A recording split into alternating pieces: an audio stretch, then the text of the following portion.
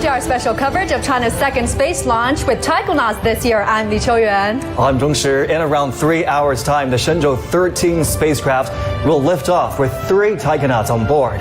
It's part of an effort to build the country's space station. That's right, and for the very first time, a female astronaut will visit the Tianhe, the orbiting core module of the space station. The crew will live there for 6 months.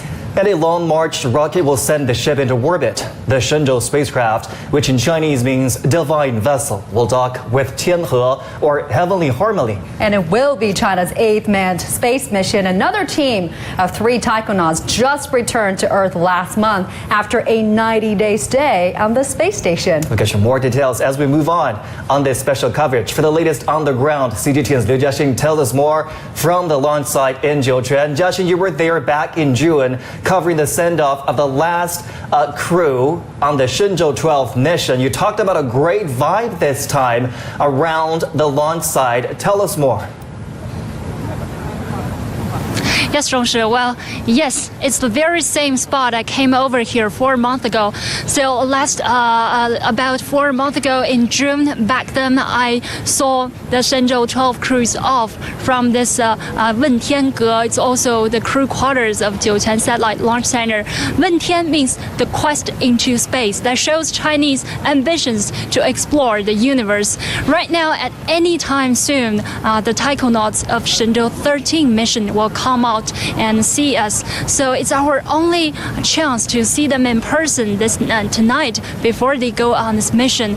And right now I can assure you a very great vibe here. We have spotted many more people here to see them off, than last time actually. So tonight really I feel so excited and honored to be part of this whole mission. And right now you see this crew quarter. It was built in 2001 and was put into operation in 2003. So every astronaut of Chinese space history have left their signatures and even portraits here behind on the wall behind me. If you can see, every astronaut who has carried out their space missions, have their portraits here. We have Yang Liwei from the Shenzhou 5 mission and Nie Haisheng back just returned from Shenzhou 12 mission. And of course, later Zhigang, being the commander of Shenzhou 13 mission, will come out, and he's also Chinese first taikonaut to conduct the spacewalks.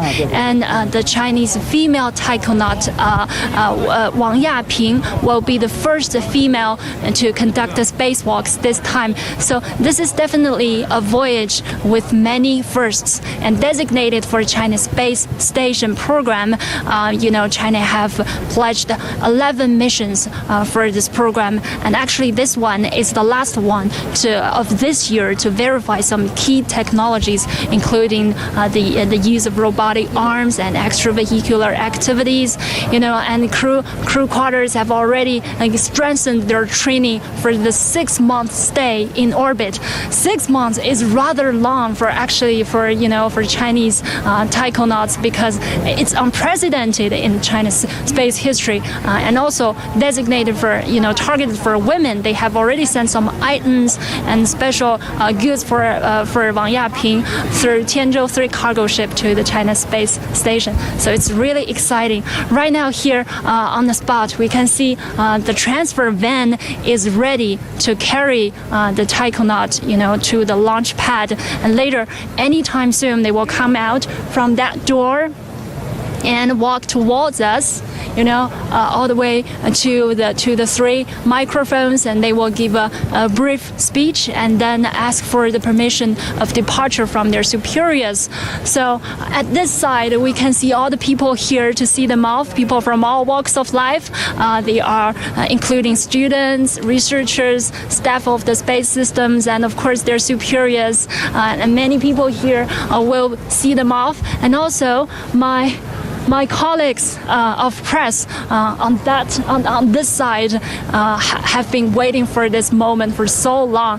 They were here 2 weeks ago, and today they came here 3 hours earlier.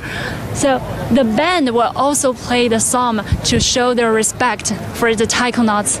So later, yeah, I think the moment is coming soon, and we will give the stage to our prime crews tonight. Back to you, Zhongshi and Qiuyuan. Many first, great expectations, and our shared hopes this will be another successful mission. CGTN's Liu Jiaxing live in Jiuquan for us today. Thank you. And now we're standing by for that send-off ceremony. We're less than 3 hours to go till lunch. Let me now bring in my guest, Professor Xu Yanzhong, from the former director for international cooperation at China National Space Administration. Always a pleasure to have you on. So talk to us more about this mission as we wait for that brief send-off ceremony. There are some notable differences, right, when it talks to the Shenzhou 13 mission when compared to the Shenzhou 12 mission. We've got a female astronaut on board. They're staying there for a longer period of time. How significant are those changes? Unprecedented, I would say. This is the first time that we're sending 3 crews together for half a year. Imagine that. You cooped up with 3 guys for 6 months. In that space. In that confined space, yes. And of course, that space can be extended, of course, with the upcoming construction of the new station. The fuselage is coming next year. Of course, that will be a bigger room, and this will be a renovation mission to them rather than a scientific mission. But of course, there are many things to do on space, and they have been well trained in the tank, in the water tank. Of course, we simulate the microgravity environment with a swimming pool, so they dive that, and for even EVA simulations and everything. So they have been well trained, and I think they're more or less ready for this mission, and they look forward to this evening's great successful launch of the Shenzhou 13, and we're all looking forward to a successful mission. Of course, the launching phase, 8 minutes is all it takes to the orbit, and it's 400 kilometers altitude. And then there will be rendezvous and docking with the station sometime early next morning. So it's going to be a 6.5-hour quick docking. We call it quick docking. It's already very fast. Otherwise, the traditional ways it would take 2 or 3 days. So this is something to look forward today, this evening, and tomorrow. Our reporter just now talked about verifying technologies, which will be a key part of the astronauts' task this time. Let's reflect on what happened with the Shenzhou 12 crew on board this space station. They carried out scientific experiments. They tested certain technologies, key technologies, when it comes to EVAs, when it comes to life support systems in that space station. What sort of technologies will be tested out this time with Shenzhou 13? Well, it's good that you mentioned about Shenzhou 12. That's the first crew on board the Tianhe core module. And of course, the core module has to be validated for human missions. And so that is a key element for the 3-month mission of the Shenzhou 12. And they tested life support system on the Tiangong station, and that is a solid foundation for the 13 mission. So once the Shenzhou 12 validate and confirm that the life support system, the EVA facilities, the space suits, and all the equipments they brought on board are working and safe and sound, 13 can be focusing more on scientific missions. A 6-month can be scientific plus educational and plus experimental. So there are many things that we can look forward to, like Wang Yaping have done before, that the young generations and kids are very much looking forward to these programs for education and trainings for space environments, microgravities, how water behave, how combustion can behave, spiders, silkworms, everything will behave differently. So kids and new generations and even ourselves are looking forward to those microgravity environmental testings, and also plus the scientific missions that, of course, we have selected more than dozens of missions from international cooperating partners for even cancer curing, and biological astrophysics, and many other things that are going to be putting on board this mission. On this particular mission? On this particular mission. Some are shipped by the cargo ship, Tianhe, and others are being... Mr. Xu, hold on for one second. We'd like to take our viewers to that send-off ceremony that is now taking place in Jiuquan.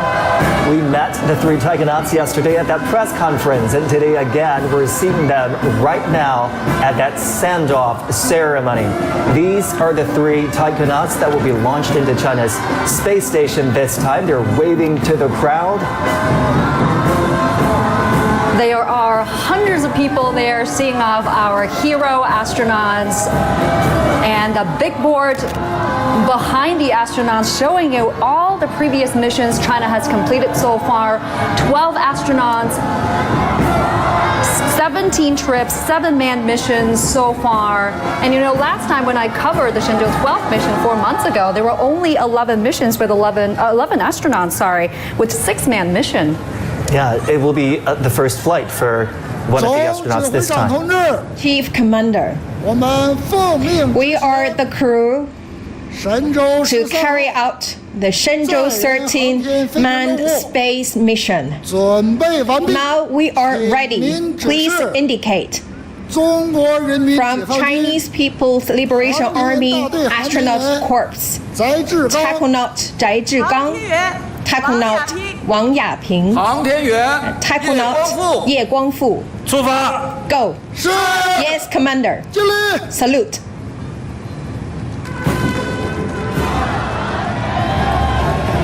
There you have Now it. they got the go-ahead to go for this mission. A little bit about the taikonauts this time. You heard from Zhigang, who is the commander this time. He commanded the Shenzhou 7 space mission in 2008 and was the first Chinese astronaut to conduct a spacewalk. A veteran space traveler. Absolutely, lots of experience under his belt. The female astronaut you see is Wang Yaping. She will be the first female astronaut to visit Tianhe, the orbiting core module of the space station. She's also China's second female astronaut. There you see the press corps, hundreds of journalists are there. Also seeing them off are, the ground staffs who work at the base, and their family members, military personnel. They're all there. Many of them actually participated in this particular mission. And the last astronaut on the crew, Ye Guangfu, he was an Air Force pilot. He was recruited as a trainee for China's Astronaut Center in 2010 and qualified to be an astronaut in 2014. Shenzhou 13 mission, this mission that we're witnessing today, will be his first space flight. So a mix of newcomer and veteran travelers. They make a great team. Absolutely.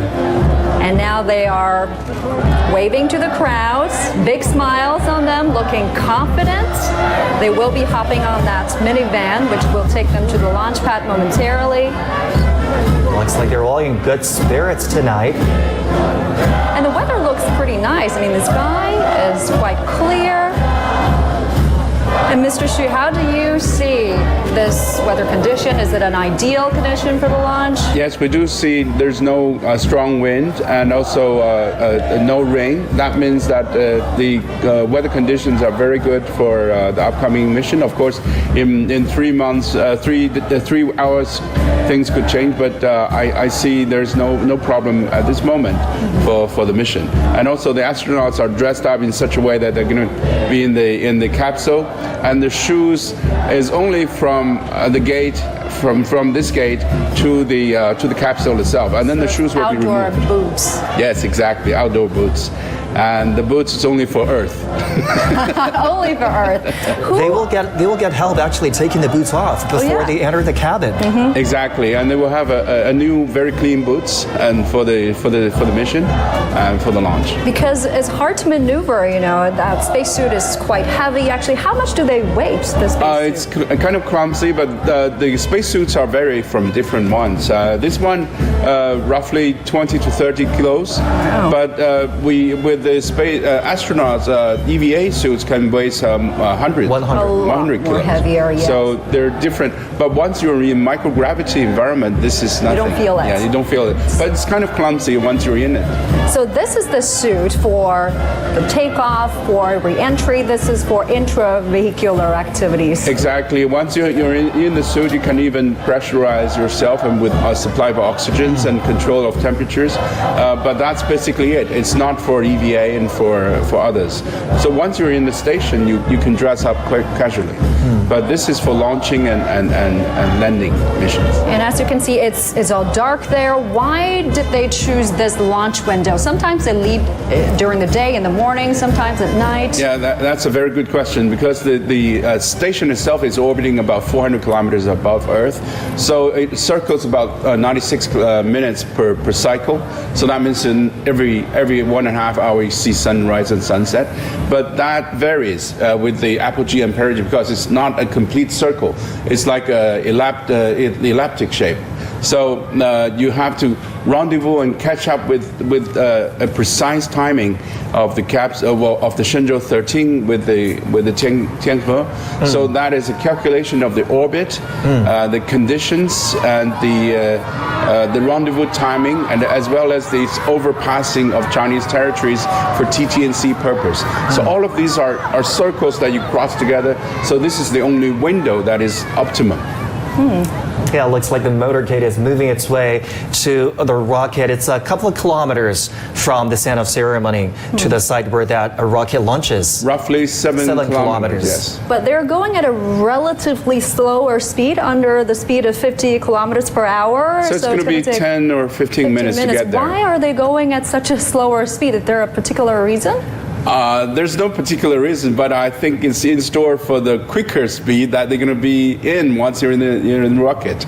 So they're going to be traveling at supersonic speed once they're on they it. Don't mind. But take it slowly. It's make sure that there's nothing goes wrong. There's no need for hurry.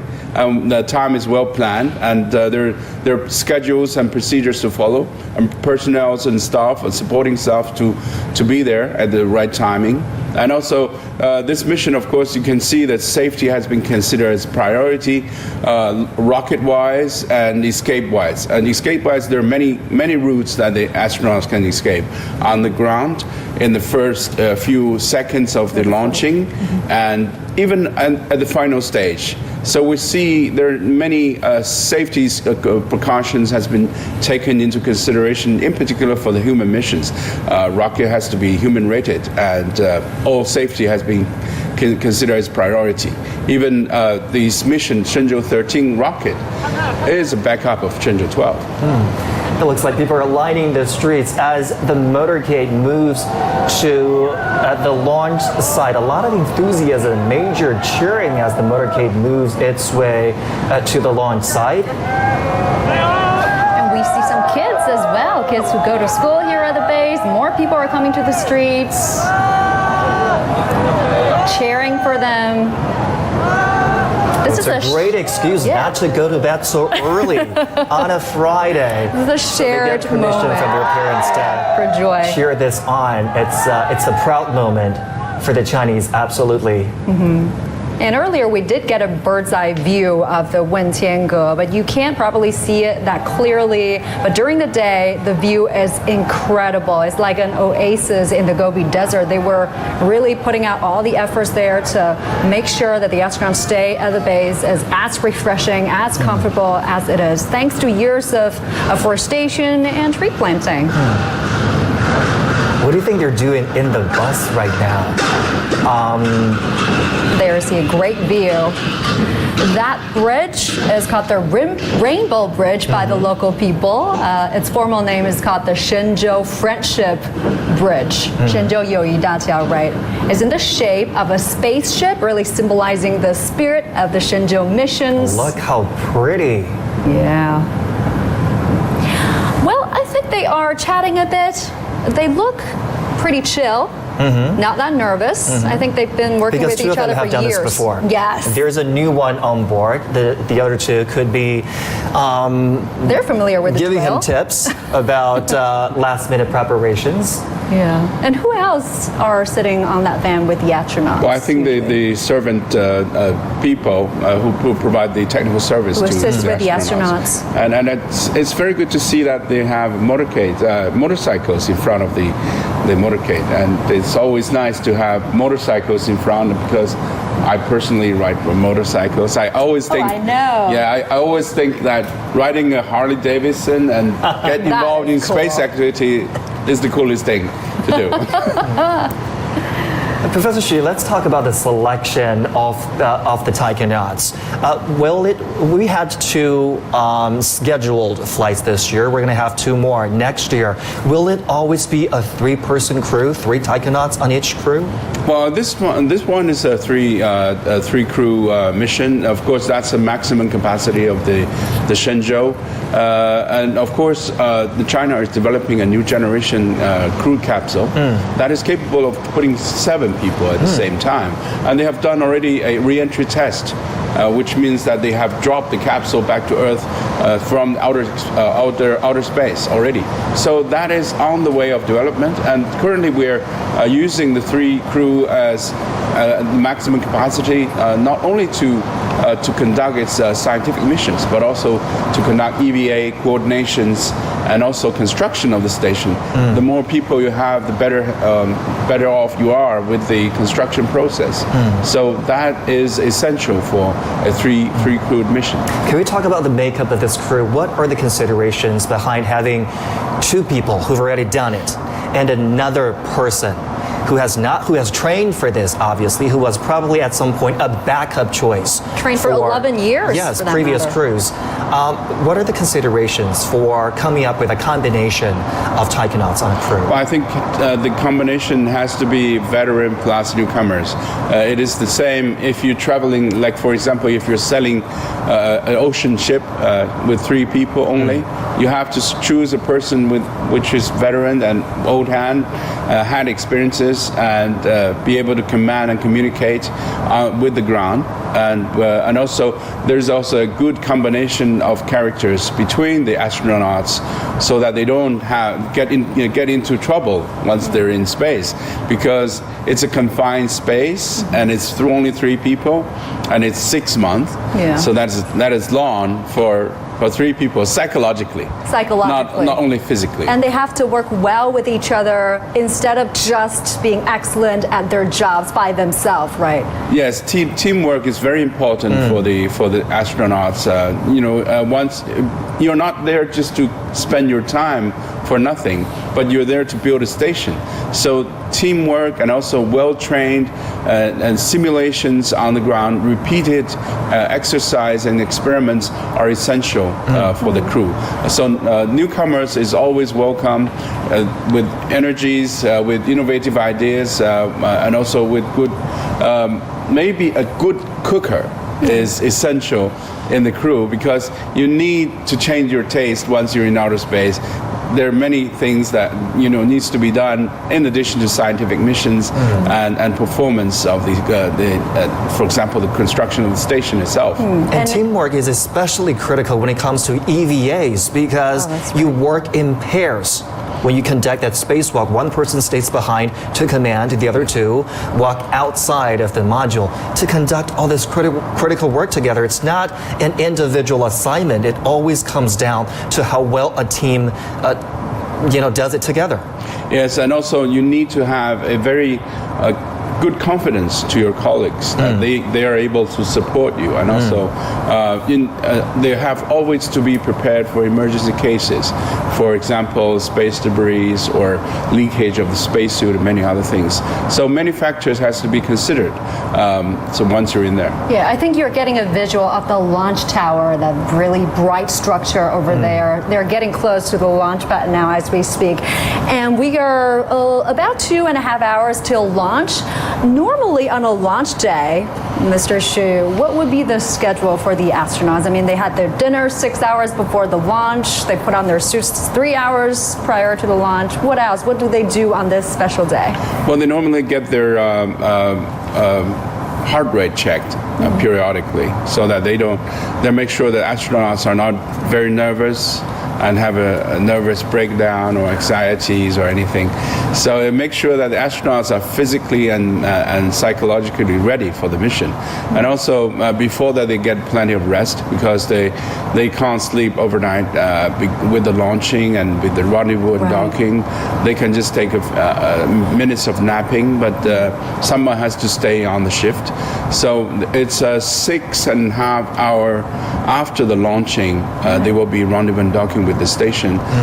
After docking with the station, that is a key moment, of course, and then you have to open the hatch and check everything, and that it will extend that work for another 6 or 7 hours before they get a rest. So plenty of rest is very important before departure, and also suit up and meat, so meals and others, and also like you have just seen the farewell ceremonies and departures, and then after they get into the capsule, they're going to also have to sit there for 2 hours to check out everything and wait for the rocket to be unlocked and ready to launch.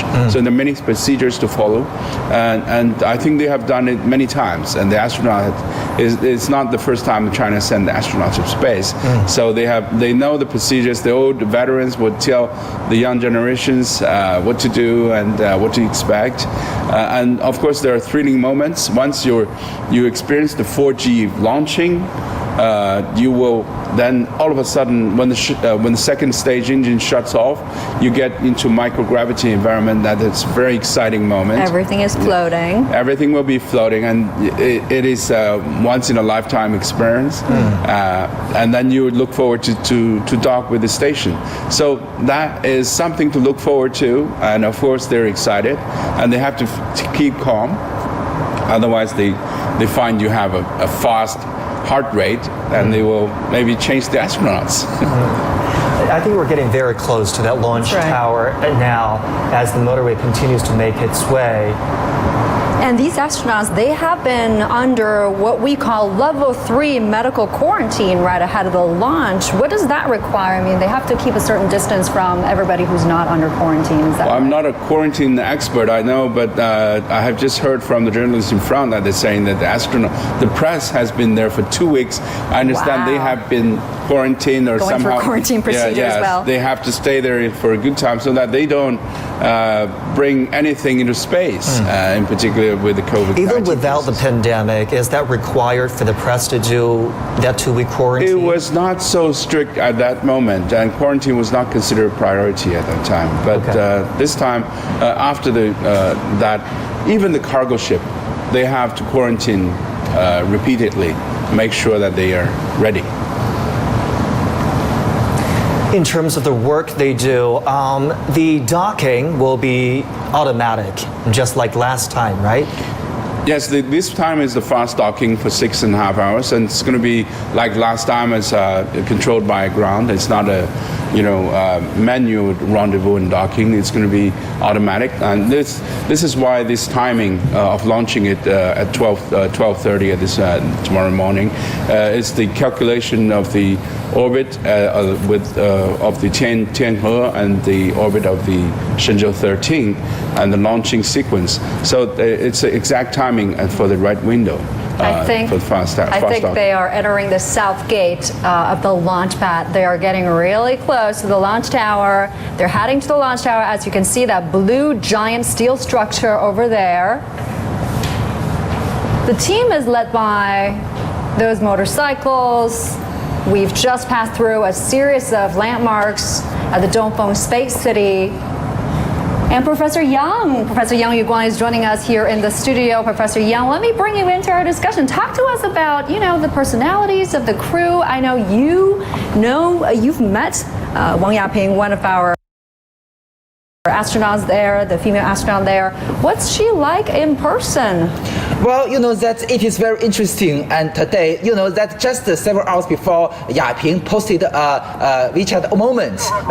So it is very interesting, that before the launch, she has a lot of preparation to do, and it is a very challenging task. Even at this moment, she can post a moment. It means that she is full of confidence, and also she is very prepared for this mission. I believe that she can fulfill the whole mission perfectly. What did she say in that post on WeChat moments? She said she will be on a business trip for 6 months. That's one long trip. And also, she's always worrying about her daughter. very lovely girl. So, but her daughter is so proud of her mother. And she said her mother will get some stars for her and even for her Well, she literally classmates. asked her mother to reach for the stars this time and bring her back some.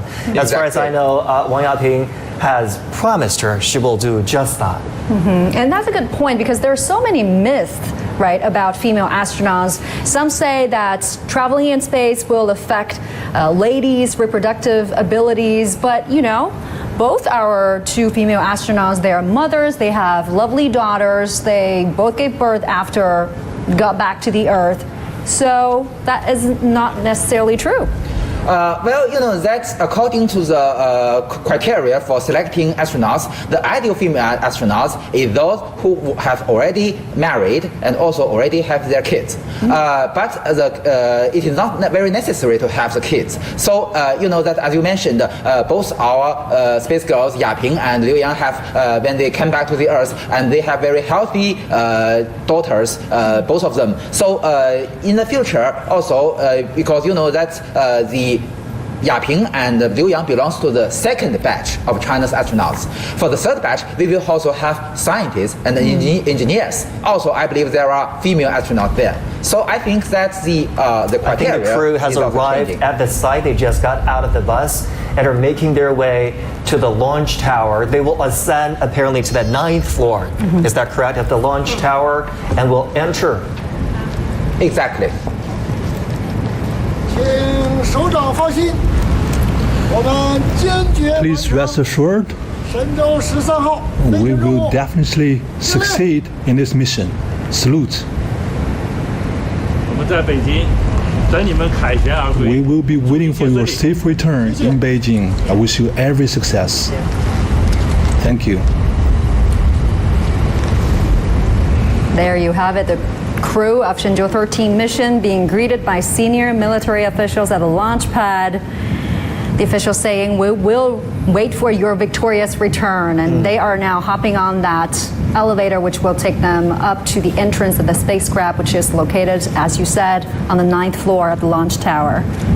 And this is an explosion-proof elevator, is that right, Professor Yang? Yes, you know that the launch complex is specially designed, and it also have to facing some special cases, as you mentioned. Right. Also, you know that there is an emergency escape channel for the ground crew and also for the astronauts. If anything happened to the launch vehicle, so they can escape to the underground close as soon as possible. And that is the white tube on the left of your screen there. That is the emergency escape tube that Professor Yang is talking about. So in a case of an emergency, such as an impending explosion, they will slide down the tube to underground bunker. Do remember the fueling happened yesterday. Right.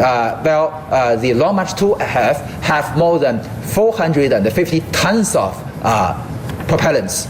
So that's very dangerous. So the ground staff, but you know that the ground staff can only leave about T-minus 30 minutes. Right. So during all this procedure, we have to dealing with the possible dangerous things. So they have prepared for everything. And of course, it's not going to be a free fall. There are resistance material in that tube, so Exactly. they will reach to the bunker safely. And this tower is entirely made of steel, am I right? To withstand extreme forces during a rocket launch. It's said to be extremely stable. Well, you know, as you mentioned, so if anything wrong happens to the launch vehicle, there may be some explosion. Also, you know that our emergency escape system use the solid rocket motors. So that's also a very dangerous article. So to dealing with these kind of things, we must make it reliable. Now the taikonauts have reached the doorway. This is the 9th floor on that launch tower. They are in the company of personnel who will help them into the cabin. Those persons are from the Astronaut Center in China. They're there to assist these astronauts. 5分钟准备完毕。 And you're hearing a series 5分钟 of 准备完毕。 status reports 5分 actually 钟准备完毕。青山。 saying preparations are done, everything is going good. 5分钟准备完毕。5号。 They will be taking seats at that area where you get access to the entrance of the spacecraft. They will be doing some final status checks, taking off the protective boots, as Mr. Xu mentioned earlier. The earthly boots. The earthly boots. And that's exactly what they're doing right now. They'll be sitting down and with the help of the service personnel, And taking down the boots. you see those smaller cases, right? Those portable ventilation units. These astronauts are not using that this time. Usually they use a ventilation power supply from outside. You know, that's what they are wearing is called the IVA spacesuit or intravehicular spacesuit. So when they get into the cabin, they can get the power supply and also ventilation from the spaceship. So now outside the spaceships, they also need this kind of a case. Are we also getting visuals of inside the capsule? Right, on your right are the inside of the capsule. The upper right is showing you the orbital module. The bottom right is showing you the re-entry module with 3 seats. And on your left are the outside of the capsule, that big door on the fairing. As you mentioned, the 3 seats. Please notice that each seat is compatible with the shape of the certain people. Oh, is it? Yes, it's specially designed for each astronaut. You can notice that the shape for the seats of Ms. Wang Yaping, you may notice that it may be a little bit different from Mr. Zhigang and Mr. Ye Guangfu. Wow. So it's not like an airplane where you can switch seats with, your neighbors. So I guess Mr. Zhigang, the flight commander, will be sitting in the middle. Exactly. The commander always sits in the middle. And the 2 flight engineers sit on his sides. Which orders will they be going into the capsule usually? Well, at least we can confirm that Mr. Zhigang will be the last one to entering the capsule, because you know that he is the commander, he should sit in the middle, and he must be the last one. My assumption would be the lady first. But it's the 2 of them will be, the 2 new ones, the younger ones will go in first, and the commander will go last to sit in the middle. And normally, what kind of procedures do they go through at this stage? Oh, they're taking off the boots for the astronauts. Yes, they're going to be slided in to the capsule, but with a plank or something, Yes, as Yan-Song has mentioned, there is a panel. You know that the whole spacecraft is closed by the payload fairing. So at current stage, we have a door on the side of the payload fairing, and there is a panel to connect the fairing and the orbital module. So the astronaut will go first into the orbital module from the side door, side hatch, and then go down to the hatch between the orbital module and the re-entry capsule, and then sit down. Yeah, and on your left, you're seeing the launch tower. It hasn't opened yet, so you cannot see the white rocket just yet. But as we get close to time 0, those retractable platforms will open, revealing each part of the rocket. And it's good that you mentioned about the rocket, and also the capsule. Probably you understand that they separate into 3 segments: the orbit module, the return capsule, and the service module. So all 3 are being covered right this moment by the fairing. So you see a complete rocket with a fairing in it. So that is the difficulty of the astronaut getting into it. And you heard many of the audios from front. That is the drill for TTNC stations. They have a number of stations in China, and they have to drill and simulate the launch sequence many times. So we'll hear it many times. 5 minutes preparation and countdown. So that's the communication between the ground stations, so that make sure that once the ship is in orbit and in the launching sequence, there's no loss of signals, and we always keep communicating with the astronauts and the Shenzhou 13. Right. So that is what they're doing with the background audios. And I think the ground staffs are putting those gloves into the spacesuit's pocket for the astronauts, and those gloves will be the ones they will be wearing during takeoff. Yeah, they put it on the pocket of the thumb. On their legs. On legs. And we just saw somebody pass through a giant yellow bag into the spacecraft, and I suppose that's for collecting those materials they won't be needing in space, like manuals, final checklists, like we've seen in previous missions. We're going to find out what they're going to be putting into that yellow remember bag. with the last manned flight, they were flipping through manuals once they sat inside the capsule. They took their time to flip through a hard copy of the manual. Exactly. That there are still a lot of work to do and very, very complex. So first, the most important thing is that, the importance of the IVA spacesuits is that if any leakage happened to the cabin, it can have the second protection to the astronaut's life. So we must, after entering the re-entry capsule, they must check the tight sealing of the IVA spacesuit and also check the communication, the voice of communication with the ground staff. So this is very important for all of them. And also there are other procedures to check the status of the spaceship. All right, final preparations are underway as we speak, and our correspondent Ning Hong is joining us live from Jiuquan. Ning Hong, great to have you with us this hour. What are you seeing around you? What is the latest at the launch site? Well, I'm now at about 1,500 meters away from the launch pad, and now the taikonauts have arrived at the launch pad. They're now preparing to board on the Shenzhou 13th spaceship. You can see the rocket now because it is still covered by the rotating support platform. And after the taikonauts boarded on the ship, and the platform will start to open one by one from top to the ground.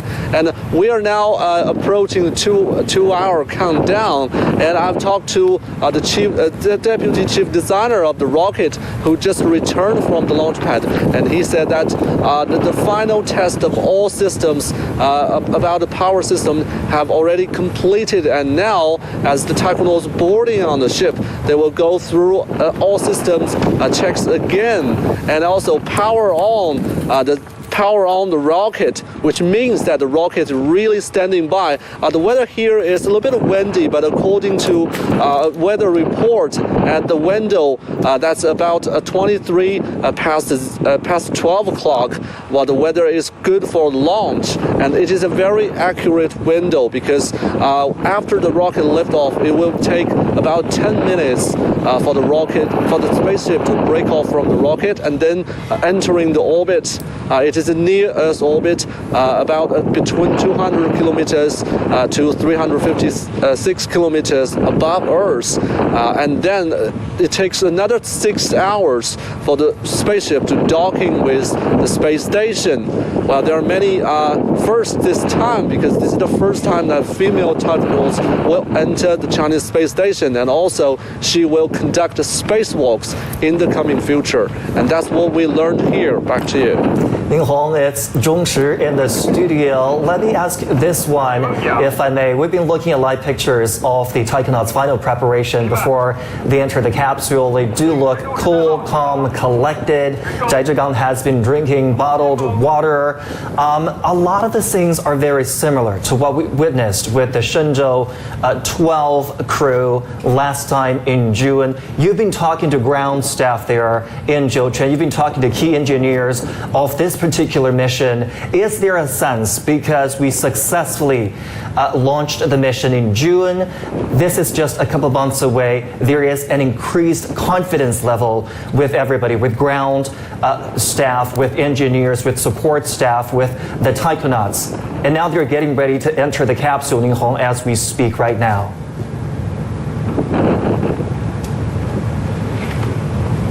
This is Ye Guangfu. Apparently, the newcomer is going into the capsule first. And that lady first, apparently this time. He was waving to the camera before entering the capsule. This is the orbital module. They're helping him getting in. It's a little bit hard to move and walk in that heavy spacesuit. This is the hatch connecting the re-entry module and the orbital module. He's going to slide into the re-entry module. Yes. And let's find out which seat he will be taking. And you may notice this is a camera in the orbital module. You can see a lot of packages. So these are the objects needed for the independent flying during this phase, the food, supplies of the astronaut, and also some of the some of the equipment for the scientific research experiments. And also there are their private belongings. He first landed on the middle seat and is now making his way to the seat on the left. So he is sitting closest to us. This man has been under training for 11 years, but this is his first trip. There you have it. Ms. Wang Yaping also waving to the camera. She is the second to go in.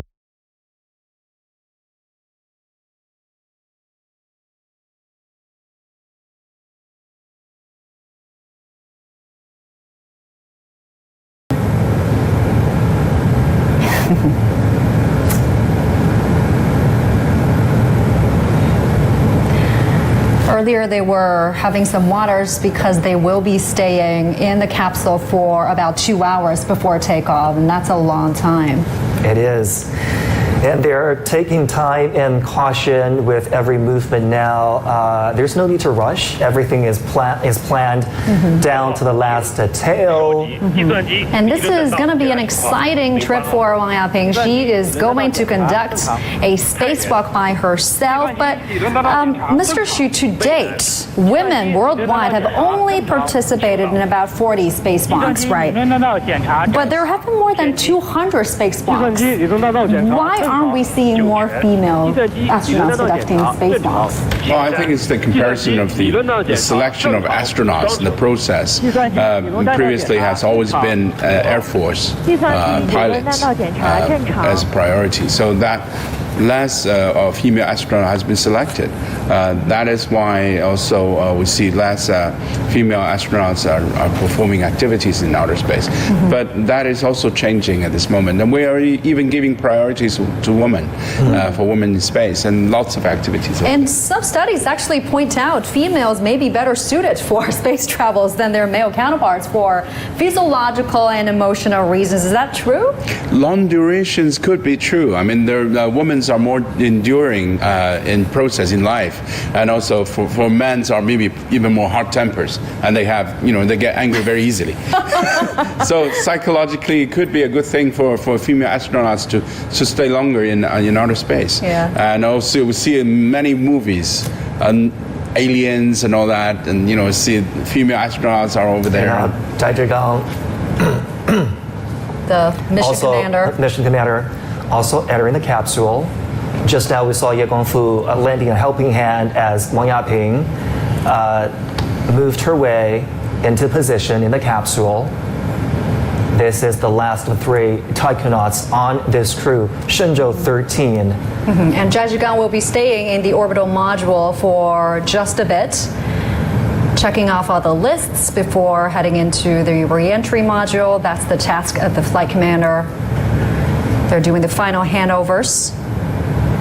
So it's fascinating, as Mr. Xu mentioned, women do demonstrate a higher tolerance for isolation and sensory deprivation, I guess.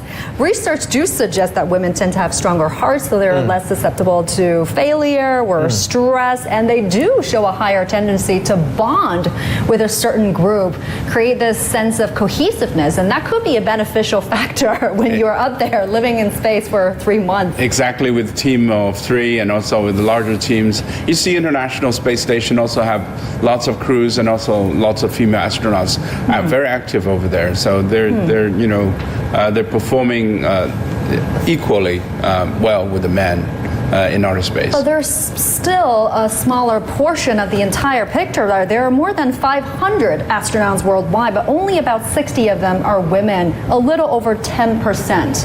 Why is that?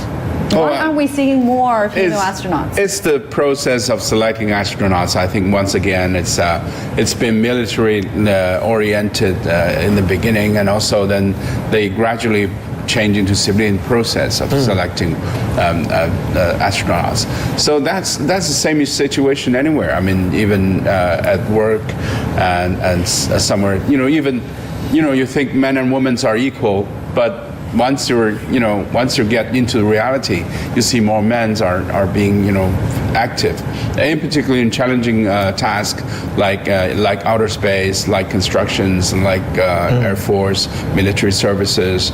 So that is the natural thing. How important is physical strength when it comes to constructing the space station? Because even with China's space station, it's still under construction, will be completed by the end of next year. How important is physical strength in that process? You're mentioning a very good thing. On the ground, physical things are very important. But once you're in outer space, muscles means nothing because you're in microgravity environment and your muscle is a waste. So the EVAs, the spacewalks, won't be that much different for a female astronaut? Steadiness is more important than the muscle and shear force. So you see the astronauts are finalizing their process, and they're going to close the hatch, and then the service staff will be exiting this facility and getting ready for launch. In fact, it's not only getting ready for launch. The astronauts are, in fact, in preparation for two things: launching and escaping. So they're constantly in their mind that they're ready to escape at any moment in case of dangers. And with a command, with a single command, they can escape at any stage. And the escape tower works, in the first 120 seconds during the flight? That's the window they have? That's basically 3 stages of escaping. One is the slide off into the bunker, and that's the first thing that prior to launch. During the 0 second launch, all the way to the 130 seconds, before they drop the escape tower, that's the escape tower that can drag the capsule away for safe landing with parachutes. And then after that will be a re-entry safe landing with the capsule itself and the deployment of parachutes on board the capsule itself. So 3 stages of safety precautions.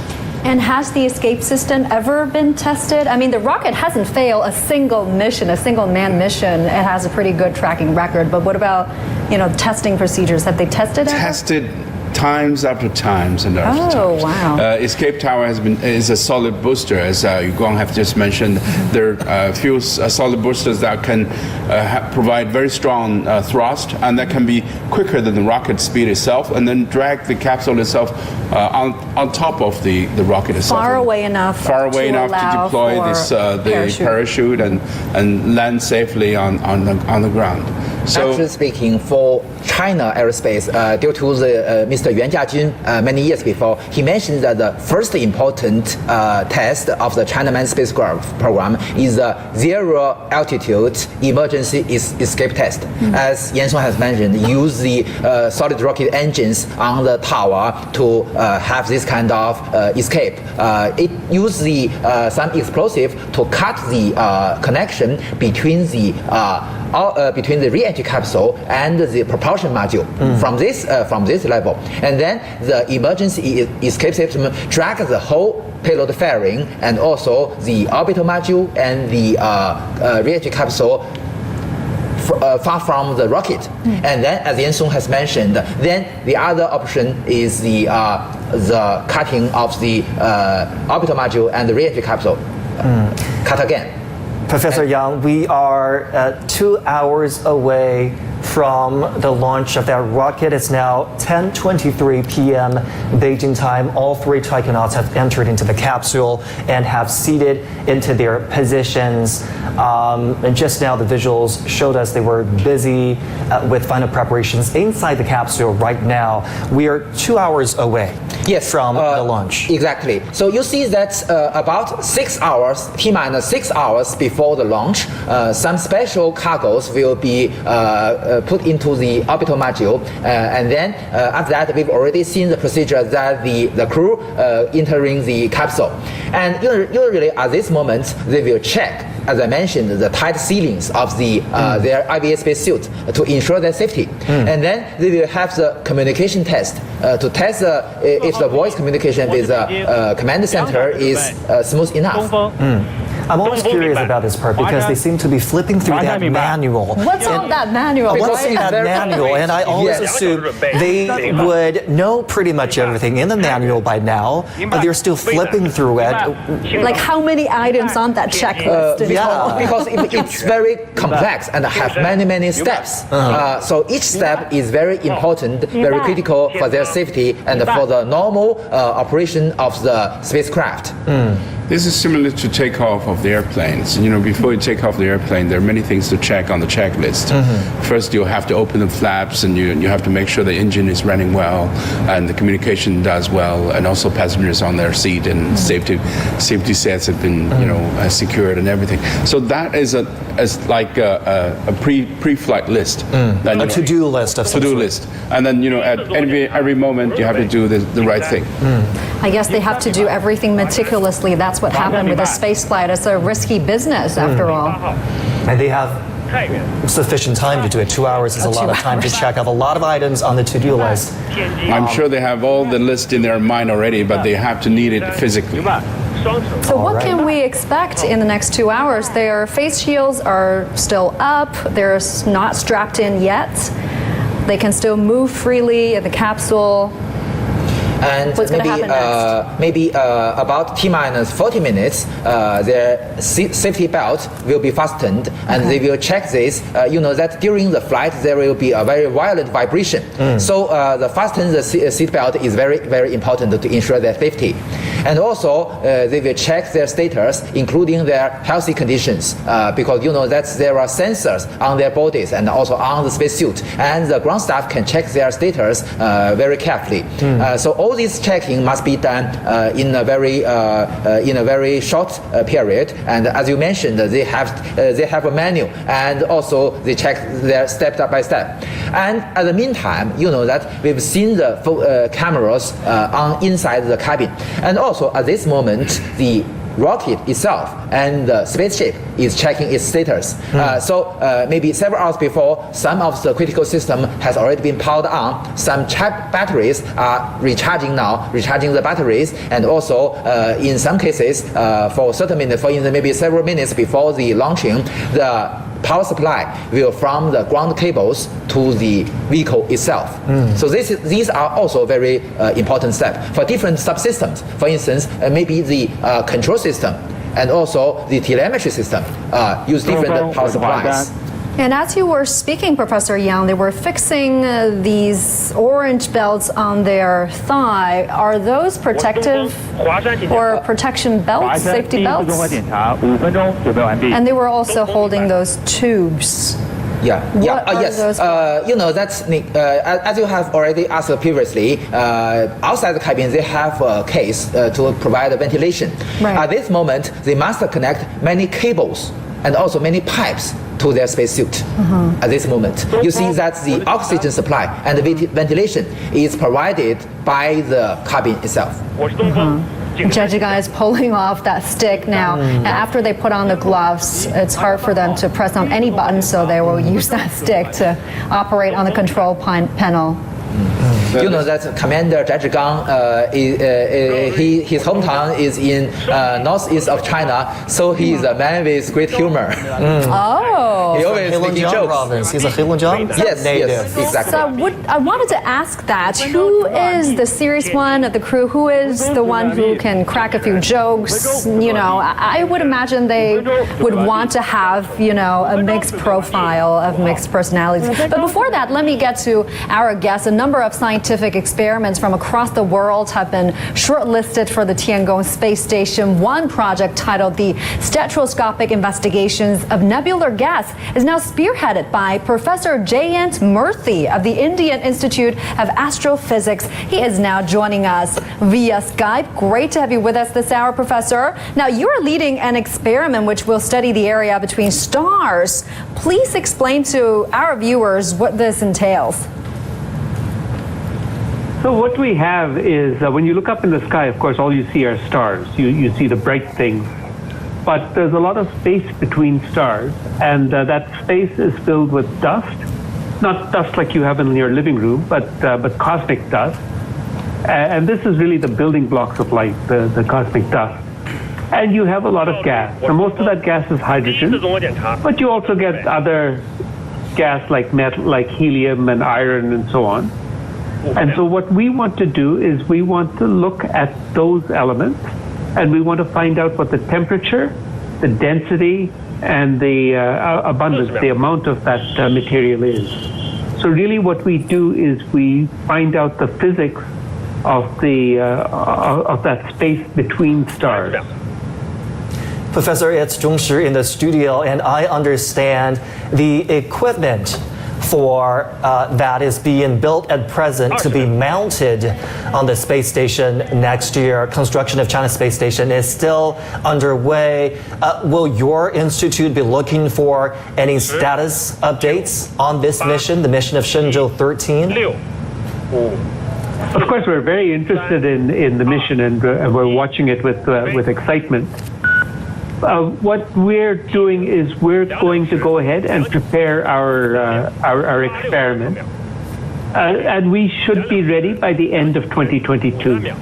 So we hope that we will deliver to the Chinese space station by the end of 2022, and we launch in 2023.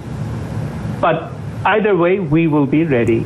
We plan to be ready regardless of any other factors. And also talk to us, Professor, about the experience of collaboration between your institute and the Chinese space program.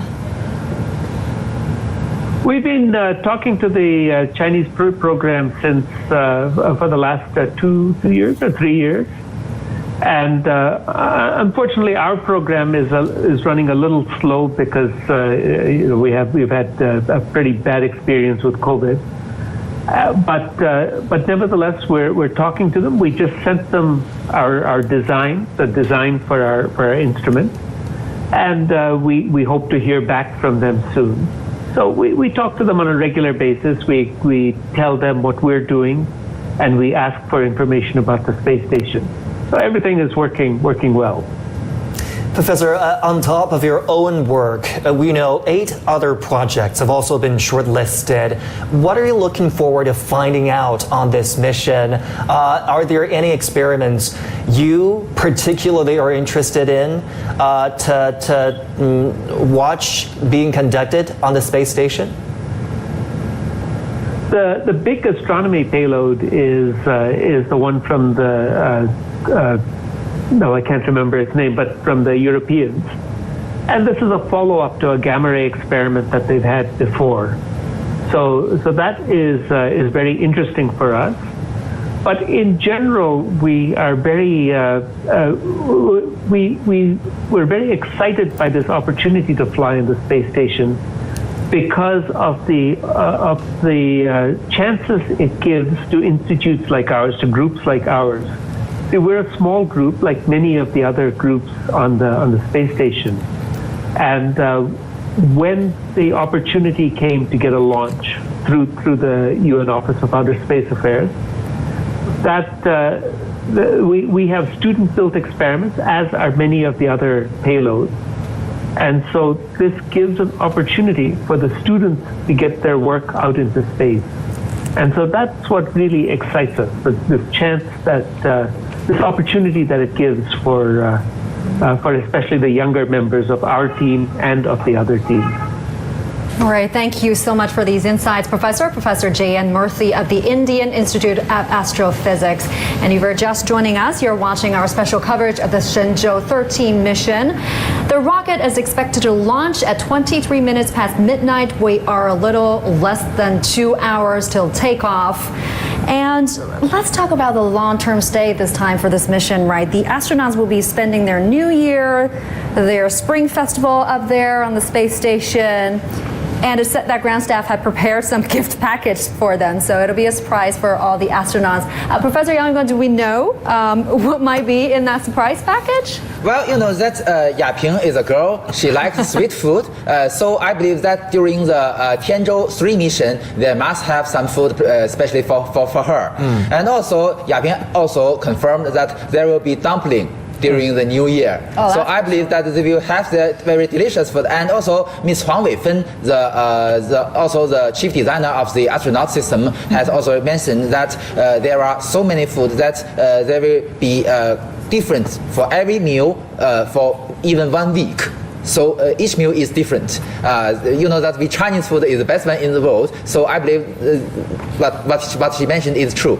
And also, you know that the 3 astronauts come from different places. Mr. Ye Guangfu comes from Sichuan province. I believe that he prefer the spicy food. So I think there are also some food for him. Yeah, with the last mission, we already had a variety of foods for the taikonauts. Kung Pao chicken, they have apples, a lot of fruits.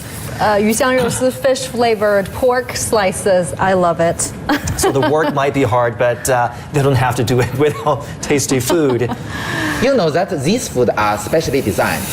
The reason is that, you know, because of the difference between the gravity environment and the microgravity, the blood will be redistributed. So there will be more blood comparing with the ground on your tongues.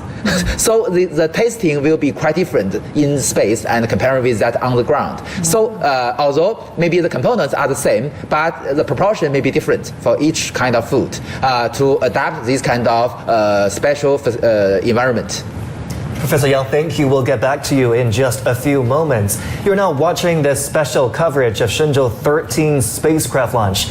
It's part of China's efforts to build its own space station by the end of next year. That's right. The 3 taikonauts will head to the core module of China's space station known as Tianhe, which was launched back in April. They will spend 6 months up there building the space station. And Shenzhou 13 is part of China's efforts to complete the building of a space station set to be completed by the end of next year. Our Gao Yiming looks at what to expect. The building of the Tiangong Space Station is a lengthy and difficult process. Altogether, it involves 11 different journeys into space, 4 crewed flights, 4 cargo flights, and 3 to set up the actual parts of the space station.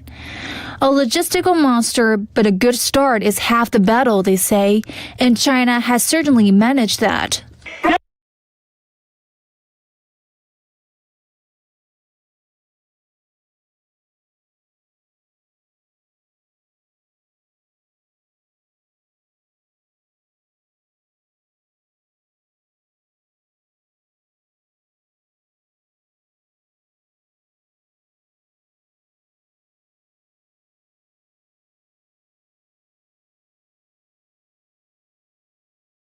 For China's space station cargo transportation system. It included propellant and supplies to support human life in the space station. 3, 2, 1， The third journey was a real landmark occasion, which saw the arrival of the first people on Tiangong. Shenzhou 12 mission involved 3 Chinese astronauts who stayed there for 3 months. Commander Nie Haisheng is one of China's most experienced taikonauts. He was selected for the country's first cohort of taikonauts back in 1998 and was a flight engineer on Shenzhou 6, China's second manned spacecraft. Liu Boming was part of the 2008 Shenzhou 7 mission, China's third manned spaceflight. And Tang Hongbo made his space debut in this mission. The trio conducted a series of technical tasks, such as repairs and maintenance and adjustments to equipment and payloads. They returned to Earth on September the 17th. Their 3-month journey set a new national record for the longest stay in space. 3 days after their return, China sent the second cargo spaceship Tianzhou 3 to Tiangong. The next chapter of this remarkable story will be written in mid-October, when a second crew will arrive at the space station. 2022 promises to bring even more excitement and construction as Tiangong gradually takes its distinctive T shape. Gao Yiming, CGTN. I want to get back our reporter Liu Jiaxing now. She is joining us from the launch site in Jiuquan. Good to see you again, Jiaxing. Earlier you were at the Wentian Hall where the astronauts were given a warm send-off ceremony. Where are you now and what do you have for us?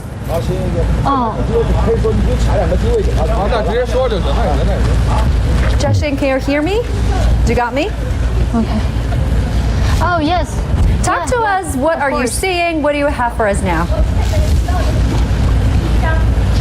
Okay, yeah. So it'll be the second space mission with the taikonauts on board this year, and it's also the last mission of China's space mission to verify the key technologies of the space station. Right now, we are at the launch site of Jiuquan Satellite Launch Center. The temperature here is 8 degrees Celsius. Feels much colder, and right behind me is the launch pad. Right now, the rocket has been covered by the launch pad, and later at about 2 hours countdown, the pad will open layer by layer from the top to the bottom to reveal the whole image of the Long March 2F rocket. Well, for more on the Shenzhou 13 mission, this time they will send 3 taikonauts with 1 female taikonaut, Wang Yaping, into the space station for a 6-month stay. And for more on the highlights of the Shenzhou 13 mission, we are honored to be joined by the head of the launch system, He Pengju. 贺老师您好。OK，关于我们这回这次的任务，神舟13号 Regarding the Shenzhou 13 launch mission compared to the previous Shenzhou 12 mission, 给我们讲讲它有什么样的亮点 do please talk more about the highlights for this time.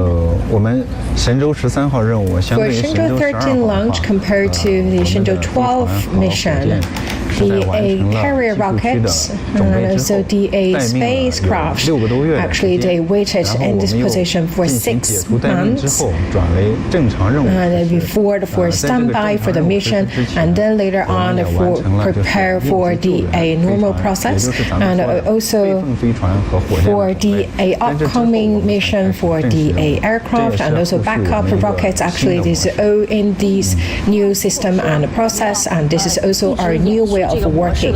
So we'll continue this process. So we consider like Shenzhou 14 right now is also ready. Yes, Shenzhou 14 right now is in the standby mode, and also for the other missions. And for the Shenzhou 13 launch, anything else this time? So from the look, from the appearance of Shenzhou 13 spacecraft, actually quite identical. To Shenzhou 12. Right now, looking at the performance and the function, quite the same. And this time for Shenzhou 13, we look at this model, and this actually we are doing the radial rendezvous and docking. Talking about the difficulty this time, actually compared to the previous one, because Shenzhou 12 actually is docked with the combined from the front port. So this is the most difficult part this time. And we will finish the construction of China's space station next year, 2022, and we will perform 11 missions. So this is basically one after another in a very tight schedule. So talking about the launch side, what kind of preparation we have done? Before Shenzhou 12, the launch site actually gone through the multiple updates and improvement in order to lay a solid foundation for the following up launch missions. And for the tight launch mission, we had a quite firm team to make sure that we have the same team to carry out the home mission.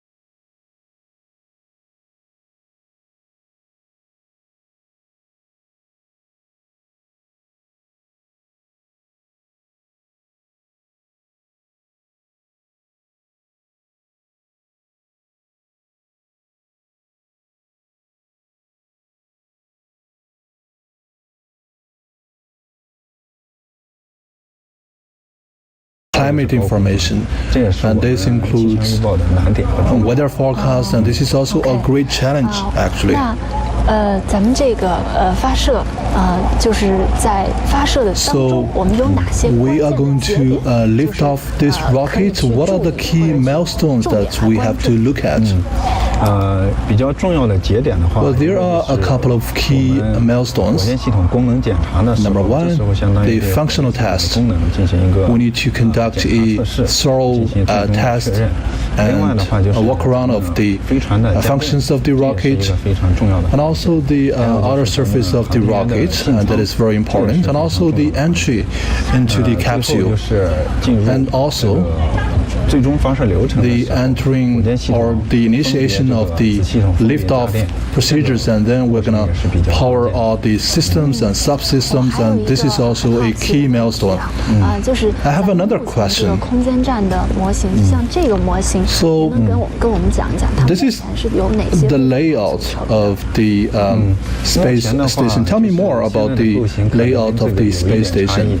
现在咱们的 Well, the configuration of the layout is different, and we're going to launch another mission next year. At the very center, we have the core module, we have Tianzhou 2 and Tianzhou 3. So this is this T-shape configuration of our space station. 它会影响这种快速交会对接的时间吗？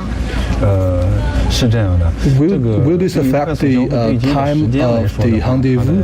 影响可能 For the time of the rendezvous, there won't be too much impact because we are adopting this automatic docking. So if we are docking from the front side, these two objects, they are in a linear relationship. And right now we are docking like this, and it's quite different.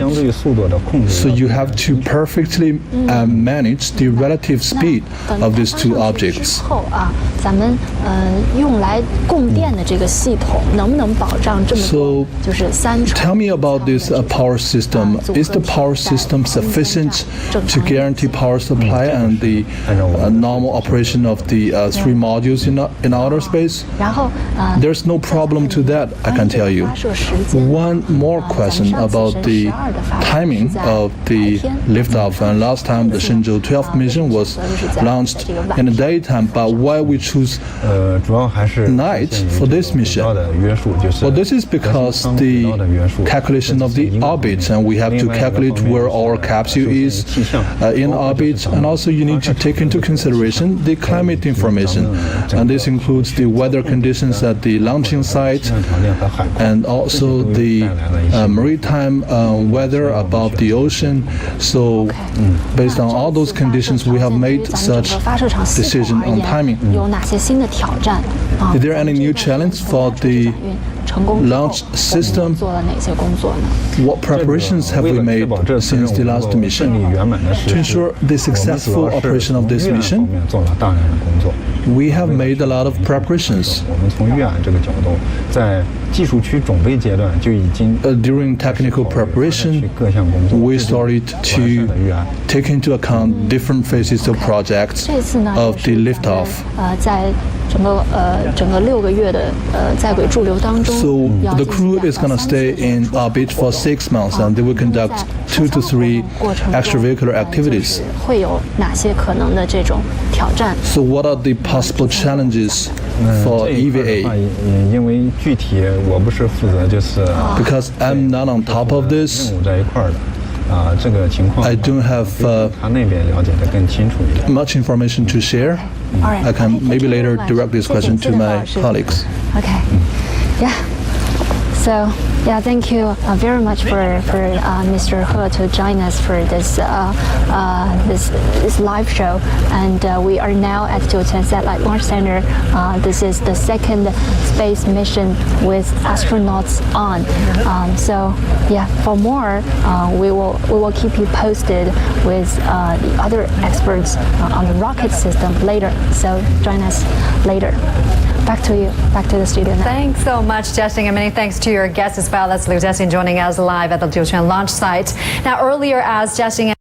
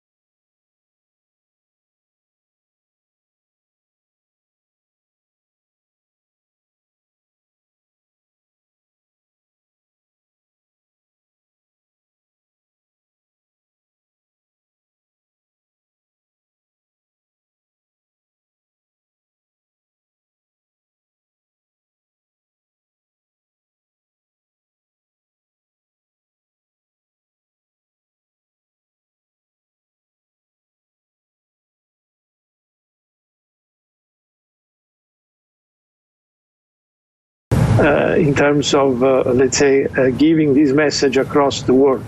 The Chinese space station and the launch that we are witnessing is a major milestone in the direction of global international cooperation, because this is opening up the Chinese space station in a similar way like International Space Station did more than 20 years ago to international collaboration. So we are really looking with a lot of interest and with a lot of expectation that the second crew will join basically the Chinese International Space Station and the international participation that this will bring with a number of experiments from all over the world. Dr. Riboldi, for ordinary people watching a manned space flight, they think about how far they are away from possibly embarking on a trip like that. And we know state and privately sponsored space travel is frequently making headlines these days. How long do you think it will be before a trip to space becomes commonplace, becomes a choice of the common people? Well, as we all have been witnessing, space tourism, it's opening up, I would say, this year with the first launches of Virgin Galactica as well as Jeff Bezos' New Glenn. So let's say the kind of space tourism is coming up. Of course, the cost is still extremely high, but as it was for the, let's say, airplane travel quite a number of years ago, this has been only for few people. In the case of space, there are at least two, if not three, critical issues. One is the cost, but the cost, we are extremely, let's say, hopeful that with the increasing number of, let's say, potential customer as well as technology of full reusable system, the cost will come down. So the one of the critical issues is that going to space and going to orbit or 200 kilometers is subjecting the body to strong, let's say, environment. So this, I'm afraid, is not going to be like for an airplane, let's say, trip. It's still going to be, at least for a while, something that is going to be for people which are fit. But I think is a very first important to bring people close to space. And now it's almost T-minus 90 minutes for Shenzhou 13 mission as we speak. All the astronauts are strapped in the returning capsule of the spacecraft. Now, Dr. Riboldi, your organization emphasizes the collaboration between the public and private sectors, right, as well as different countries. Is this feasible? I think not only is feasible, it is actually necessity, because the government have a limited amount of funds that they can dedicate to space and space exploration. So we do need to increase the amount of funds which are going in the space exploration, and the only way to do that is by having private company involved. In the same way as when the space, let's say, operation started many years ago, nobody would believe that by sending a satellite in orbit, it would have made a lot of money. There is a huge market, as you know, in the telecommunication as well as the Earth observation, navigation. So now, as far as concerned space exploration, this is what is going to happen. Industry are seeking to open new market like space resources, space tourism, and many others, and this will increase the amount of money which will then be able to increase the exploration. So it is not only desirable, but it is a necessity. Dr. Riboldi, you talked about bringing this space closer to people. How do we do that? As media professionals, we are hoping that our broadcast cultivates an interest and a passion in people, because this is truly a fascinating, this is a great cause on so many different levels. But what is the responsibility for scientists? How do scientists foster further interest in space and space exploration? Well, I think space exploration and space, let's say in general, it's a very fascinating. One of the key elements is to bring this fascination to everybody. So to everybody, including and in particular starting with the children. So one of the key for a sustainable exploration is to have a sustainable stream of enthusiastic people and high qualified people to work in it. How we do that, of course, it is not only one simple action, but there are many actions. But we all know that the image of Earth seen from the moon has basically given, let's say, reason a number of people, including myself, to really get deeply involved in space. So we need to let the people know what's happening, like the moon exploration is happening and is happening now. Not many people are knowing that. So I think the public and the media company like yours have an important responsibility to bring this kind of message to the public. Thank you so much for your analysis and your insight, Dr. Giuseppe Reboldi. Appreciate your time. And let's get back to our studio conversation with our guests here. I mean, you two are obviously enthusiastic about space and space programs. Now that we see China's manned space program is picking up pace, do you think there has been enough interest on the part of the Chinese people towards our own space program? Professor, let me start with you. Oh yes, I think space has been separated, in my mind, 3 or 4 segments. The first segment, of course, is satellite technologies, launch vehicles. You know, we launch satellites, what we call navigation, communication, and remote sensings and scientific missions. And all of these are one scenario. So you have a near-Earth orbit scientific scenario for communications, weather forecasts, meteorologies, and many others. And this is for support of the day-to-day life in our people, and you don't feel it, and you take it for granted. So once you switch it off for one day, you feel it. You know, you don't have navigation, you don't have weather forecasts, you don't have telephone services and all that. So that is very important backbone for our space programs. And second segment is the exploration program projects. We call lunar missions and Mars missions, Chang'e mission, and Zhurong, and many other missions that we have put into Moon and Mars. And that is more what we call robotic missions to outer space explorations. And third is our manned missions that we're seeing today, Shenzhou 13, ready to be launched, and came all the way from Shenzhou 5. Now we have manned on board the missions, and also we have these manned missions are more inspiring to the populations. You know, we have manned in outer space.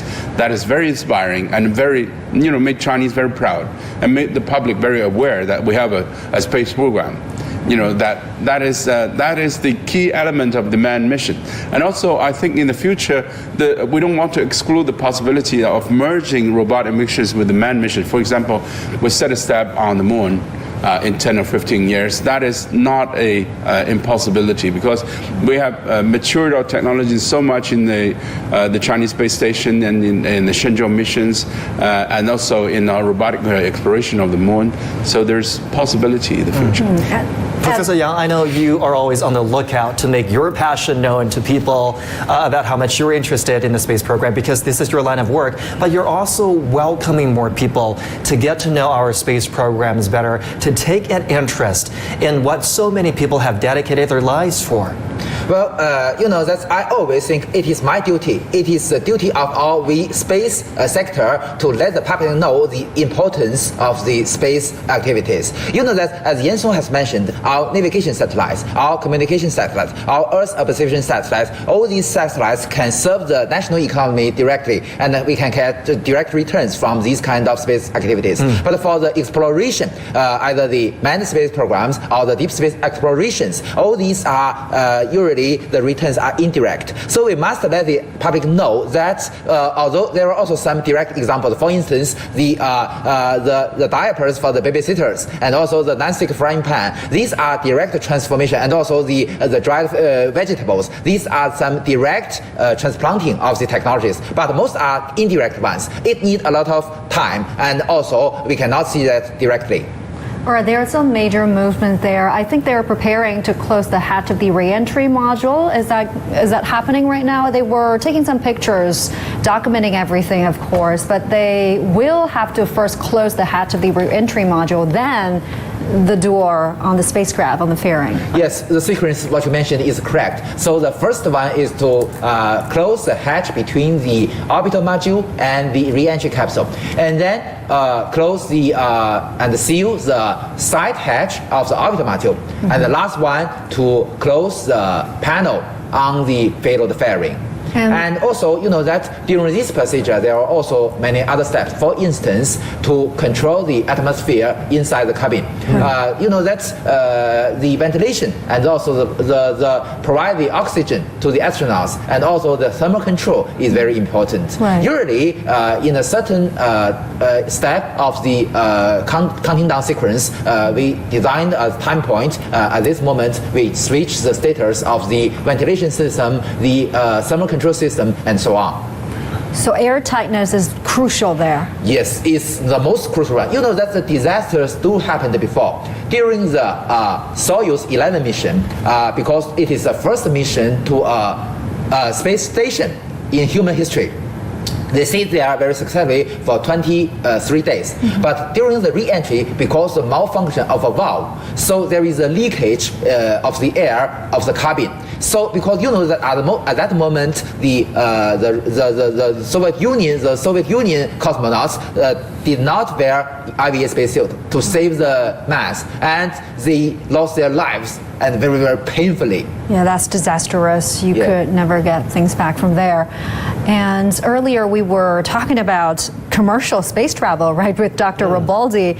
This year we've seen some great breakthroughs in commercial space travels with SpaceX, Virgin Galactic.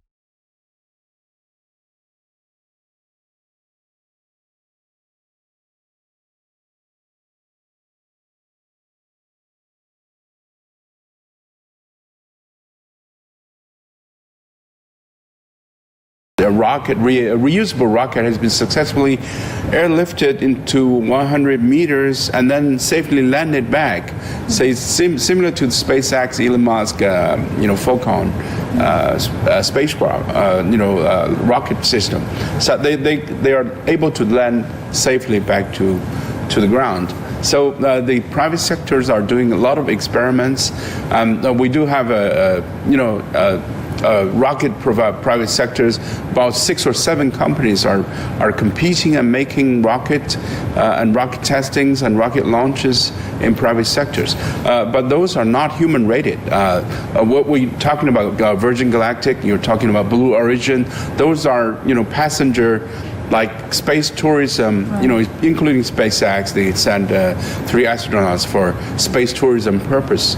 Right in China, at this moment, we're still focusing on satellite launching capabilities. So those rockets developed by these private companies here in China, what will they be used for satellite? But will they be included in government-led campaigns, space programs, or they will be fully funded by private company missions? At this moment, the private sectors are fully funded by private sectors, and they have money-raising mechanisms, and they develop their own rocket technologies. In fact, they're competing with the state-owned enterprises like Chinese Academy of Space Technology, CASC and CASIC. They have their own rocket technologies, but those private sectors are focusing, on smaller launch vehicles. As you said, they're focusing on satellite launching capabilities only. Right. But what will be the impact of the expansion of commercial space endeavors on existing government-led programs? Do you see impact worth noting? Well,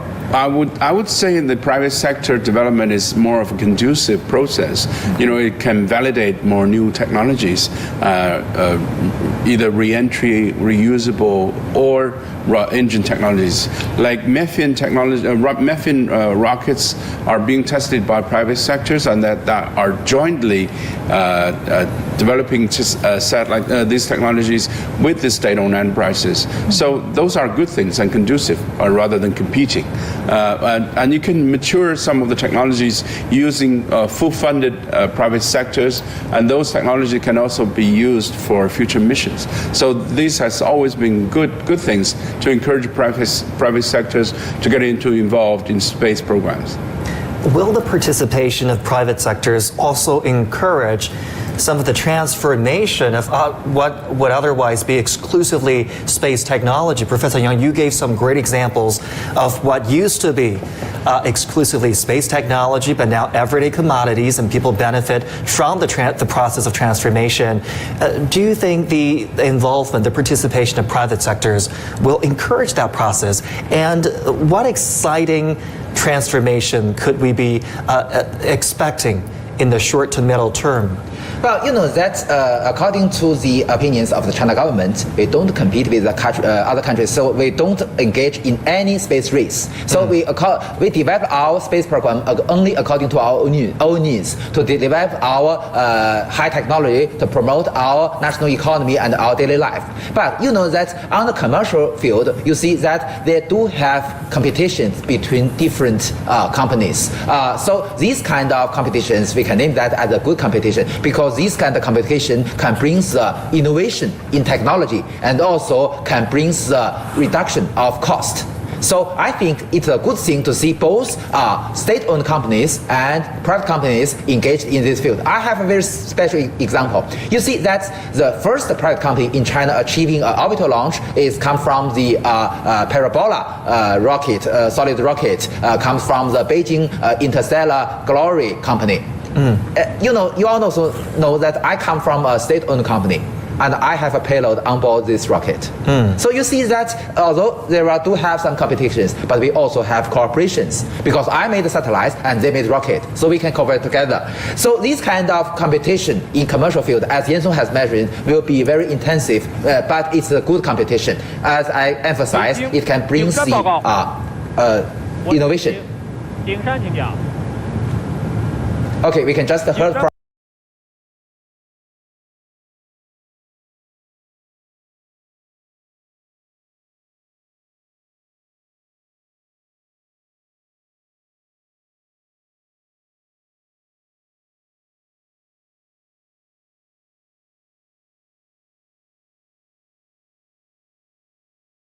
status of the Long March 2F carrier rocket, we will turn some arms open, and then you see that, as I mentioned, there are many critical steps. For instance, the transfer of the power supply, switching from the ground supply to the vehicle itself, and also the checking of the telemetry system. So after some checking, we will open another one. So finally, after all the platforms are opened, we will also, at this moment, still have rotational arms, not the platforms, close to the vehicle. And on these arms, we also have pipes and also the cables to control or provide the gas, provide the power supply. The platforms will open later, so will the retractable arms attached to the rocket. Now, as the current vehicle for China's manned missions, the Shenzhou 13 spacecraft is generally seen as a continuation of its predecessor, both in terms of appearance and functions. But there's one key difference, as CGTN's Liu Jiaxing explains. China plans to launch 4 manned spacecraft during the 2-year construction phase of its new space station. They're called the Shenzhou 12, 13, 14, and 15. The 4 ships from Shenzhou 12 to Shenzhou 15 are basically the same. This is the principle of our design. If the ships are different from one another, the ground control can be confusing. We want the ships to be stable.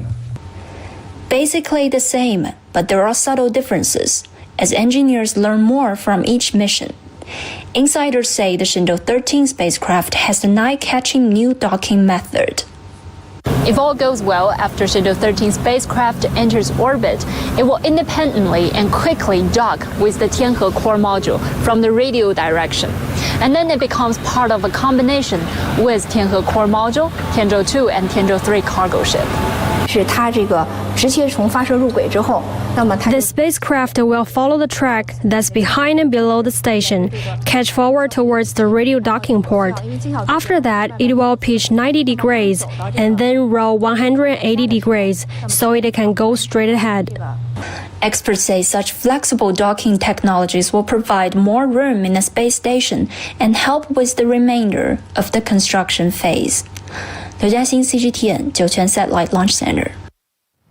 All right, let's get back to our studio guests here.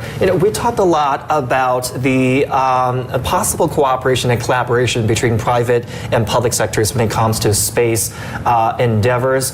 But what about what's going to happen on this mission? We talked a little bit about what to expect in terms of technological and scientific experiments. Professor Yang, let's pick up the conversation with you now. We do know that a lot of the technology verification that was carried out on the Shenzhou 12 last time, we will build on that.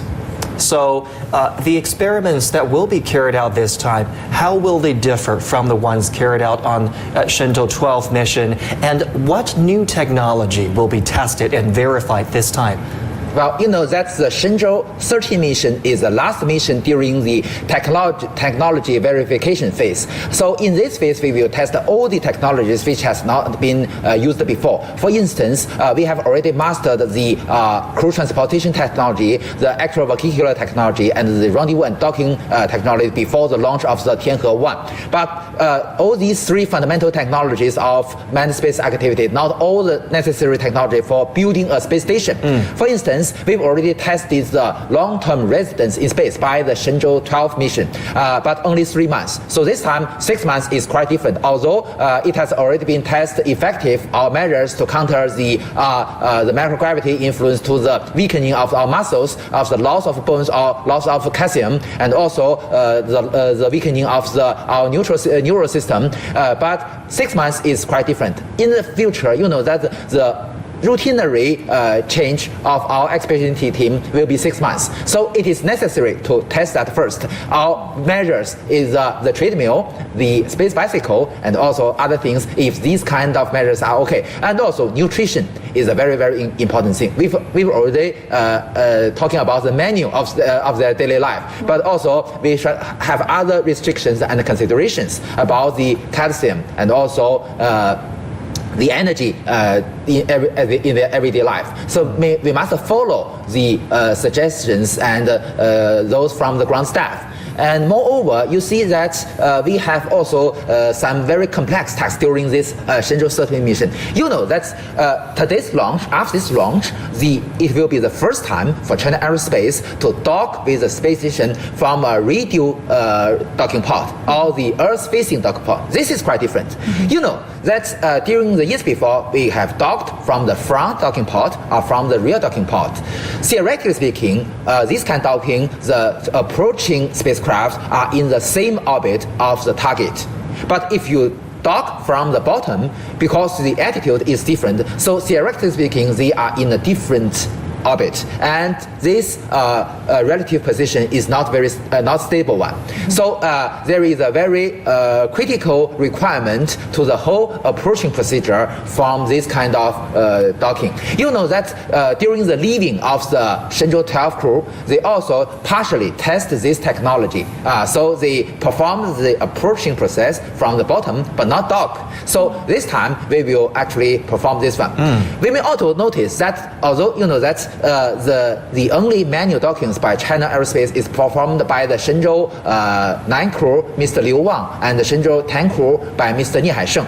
But that Miss Wang Yaping is also a member of the Shenzhou 10 crew. So she was trained before about the manual docking. And also you may notice that she is also the backup crew of Shenzhou 12. So we can believe that she has a lot of practice on this kind of training. As well as Mr. Zhigang. So if anything wrong happened to the automatic docking system, as Shénzhou has mentioned, we can switch to the manual docking and ensure the safety and the reliability of the whole approaching procedure. This is all fascinating. I do want to pick your brain on one specific thing about that robotic arm. which was a big feature of the EVAs the last time because they relied on the arm to install devices and to help them carry out a lot of their work in those spacewalks. Will there be new tasks involving the robotic arm this time, and will it be how often is the robotic arm working automatically compared to manually? Well, you know that this time our EVA will have a very, very important task to install an adapter between what we call the big arm and the small arm. You see that the current arm on board the core module is a big arm with a length about 10 meters. In the future, after the Wentian module is launched, it will take a second arm called the small arm with a length of 5 meters. And it is very interesting that these arms can come together to form a bigger arm about 15 meters long. So we need an adapter. At this moment, this time, the Shenzhou 13 crew will install this adapter or connector between the small arm and the bigger arm. So this is a very important preparation for the future operation of the station, as you mentioned. And also, there is a more important task for them. You see that at present, the Tianzhou 2 cargo spacecraft and the Tianzhou 3 cargo spacecraft are docking to the station. And this time, in the future, you can seldom see this configuration. This is because we are in the technology verification phase, and we need to test the technology, what we call the transfer technology. Transfer the object from the front docking port to the side berthing port. So this is very important as a backup measure for the future construction of station. You know that the Wentian module and the Mengtian module should first dock to the front docking port and then transfer to the side berthing port. So this procedure, we must ensure the success rate. Usually, we use the transposition mechanism, which can be recognized as a very small robotic arm. This is a major measure. But we also have backup. If the transposition mechanism does not work, we still have the big arm to help the transfer. But we must test that first. So this time, our Shenzhou 13 crew will monitor this transfer. Maybe it is an automatic one, but it can be well monitored by the astronauts. And also, we will test the technology of remote operations, either by the ground crew or by the astronauts. And you're now looking at the live picture of the control center. Earlier, we did see some weather data being shown up on that big screen up there. Wind speed is 4.3 meters per second. Temperature is 7.1 degrees Celsius, much cooler than the previous mission, Shenzhou 12 mission. Visibility 30 kilometers. Pretty nice weather for a launch. And you're now watching the special coverage of Shenzhou 13 spacecraft launch. 3 taikonauts will shortly be lifted into space as part of China's efforts to build its Tiangong Space Station. They have entered the capsule and are ready for takeoff. Let's now take a quick look back. 出发，是，敬礼。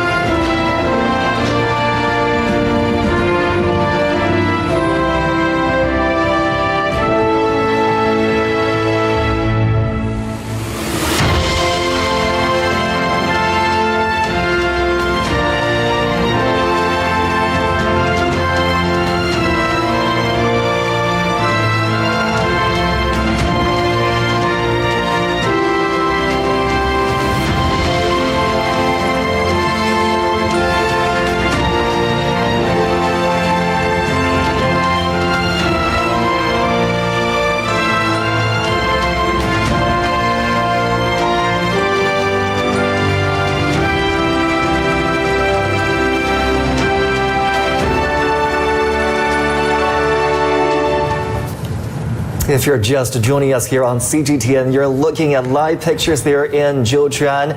These are live images from the launch tower. We are now a little over an hour from liftoff. The 3-member crew has now been positioned inside the capsule, getting ready for the liftoff, which will happen in a little over an hour's time, an hour and 3 minutes to be exact.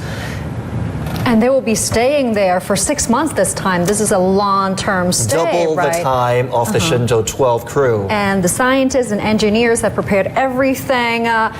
Professor Yang, yesterday I heard this from, there's a major movement coming up. They're closing the hatch of the fairing. Yes. So this really signals we're entering the final preparations there. Yes, and you know that usually at the T-minus 30 minutes, the ground staff will leave the launch complex. So this will be a very important procedure. Have they completed the airtightness check of the entire spacecraft by now? They already checked the airtightness of the both two hatches on the orbital module. So at this moment, you know that this is not a very strict one for the panel, this panel on the payload fairing. So this will be the final step.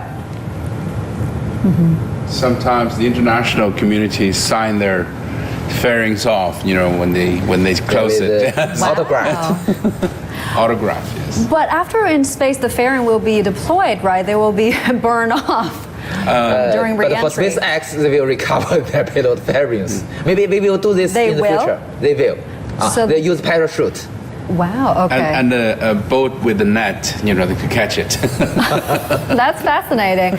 Now, back to our my first question back there. So I heard this from the press conference yesterday. They have prepared 4,800 backup plans in case of emergency happen at the space station. And in the worst case scenario, if the Shenzhou 13 spacecraft failed together with the space station, the ground staff could launch a rescue spacecraft to get our astronauts back. Professor Yang, talk to us about those emergencies that they could face up there when they're on board the space station. As you mentioned, actually speaking, currently at this moment, our Shenzhou 14 spaceship and with together with Long March 2F Y14 carrier rocket has already in the VAB, in the vehicle assembly building, is already there. So it is a backup for emergency rescue mission.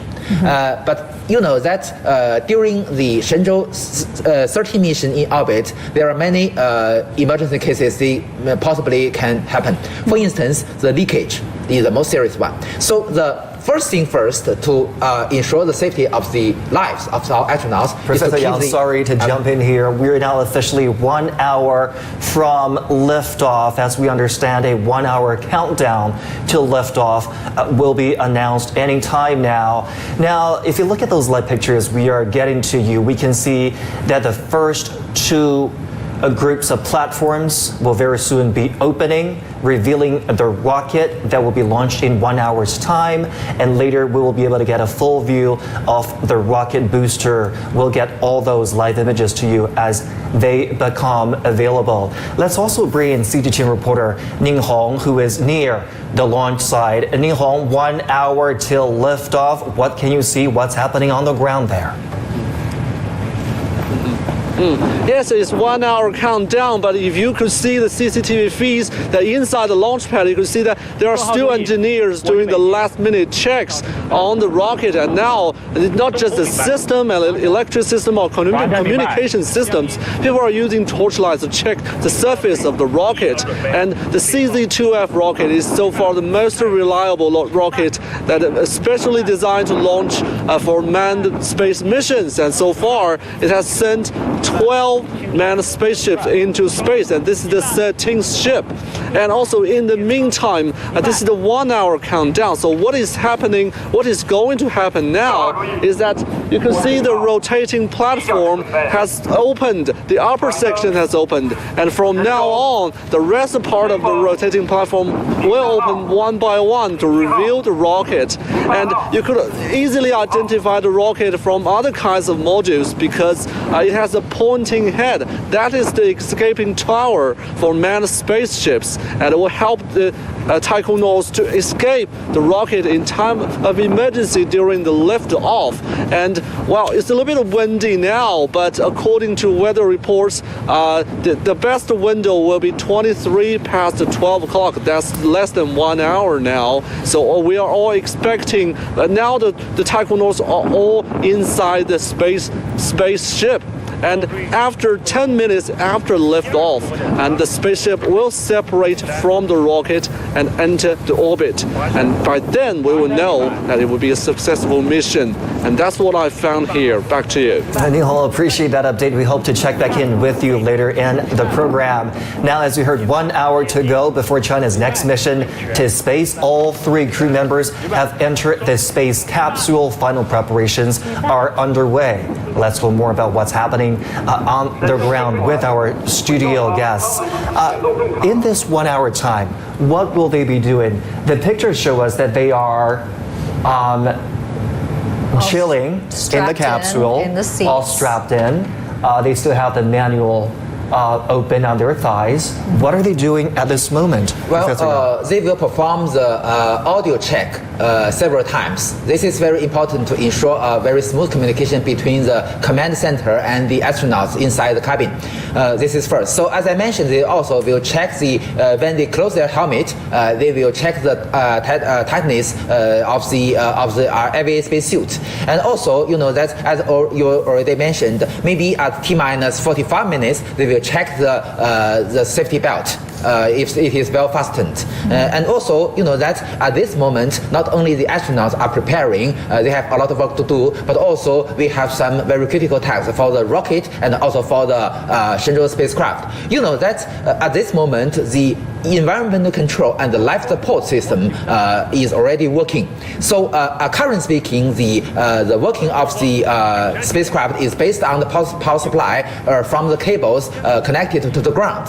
And several minutes later, maybe it will be the power will switched from the ground to the batteries on board the Shenzhou spaceship. And also at the meantime, the rocket is also checking its own status. For instance, the telemetry system, the servo units on the rocket engines, and also the pressure inside the fuel tanks.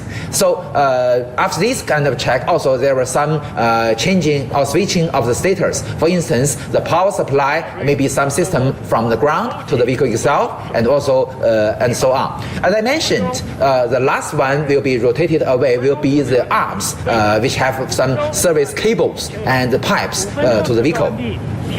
But now, as we speak, the umbilical tower is still providing power to the rockets, right? And now they're sitting inside the spacecraft. Talk to us about any innovations or upgrades we are seeing on the Shenzhou 13th spacecraft, Mr. Xu. Have there been any innovations compared to the previous ones?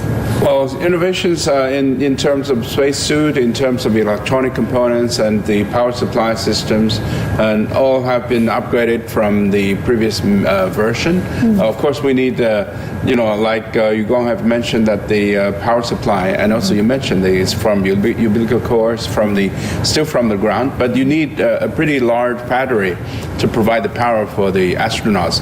What they're seeing with the lights, the instrument itself, the oxygen flow, the temperature control, all of these needs to have a very good and powerful battery to support it. Right. And once you leave the ground, you rely on the battery pack that you carry on board, and that is all true before you extend the solar array to collect more powers from the sun. So the battery is very important for this mission. In particular, for manned mission, you need life support system to work. Right. And that's based on power. Yeah, speaking of that, because this is a long-term mission, they cannot just bring up all the oxygen and water. They will need to stay up there. They have to rely on regenerative life support. How does it work? Exactly, and just discussing as it sounds, but you need to recycle everything. Even urines and everything. So your urine. Not directly, but there's a system of ecological, and system to recycle everything, but to maximize usage of all of that. But the good thing is that we still have the Tianzhou cargo ship that is coming up with the fresh fruits. You can't recycle that, like an apple or something, but you can plant something, some vegetable that can grow very quickly in 30 or 40 days that is edible. And still we're in the experimental process. Lots of universities are doing this, they close the environment and they grow vegetables and they stay there, for a sustained period of time. For example, Beihan's lunar experimental capsule, and they have 3 students there for 6 months, and they grow their own plants and they use the solar powers and everything. So what happens to those garbage? How do they handle garbage and also dirty laundry? They don't get to wash clothes up there, right? How do they handle that? How do they handle that? I mean, dirty laundries. Do they just throw them away? For instance, our excrement must be dried, and also some antivirus there to ensure that there do not have hazardous gas. And for the urine, it is a different matter. We use the so-called vapor compression distillation device, which can vaporize the urine and get the pure water from the urine. And then that we can also have condensation water from the our sweat and from the water vapor inside our those we breathe out from our lungs. So all this water get from the condensation water and from the distillated water from the urine will be furtherly purified by some filters and other measures, and then it can be drinkable. So, but it is maybe not necessary for you to drink it, but we can use this water to produce oxygen with electricity. And also, not only the electricity, not only the oxygen can be breathed by the astronauts, but the hydrogen produced by the water can also be used to get oxygen from the carbon dioxide we collected from those by the astronauts. Wow, I have a lot of respect for our astronauts up there. Absolutely. Now, the 3 taikonauts will conduct a series of scientific experiments during their 6-month stay, and that needs good teamwork. They have been trained in tactic cooperation techniques and are confident they can successfully complete the mission. The Shenzhou 13 crew will have to perform 2 to 3 spacewalks. To get ready for that, they all must undergo ground trainings and meet certain standards. We have a female taikonaut in our group, and a woman's physique is very different from that of a man. So on the ground, she must be able to perform all the tasks, including the whole spacewalk procedure.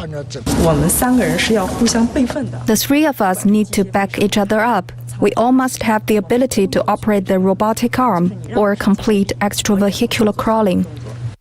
Zhigang, the commander of the mission, performed China's first spacewalk during the Shenzhou 7 mission. As a senior taikonaut, Zhai always shares his experiences with others during daily trainings.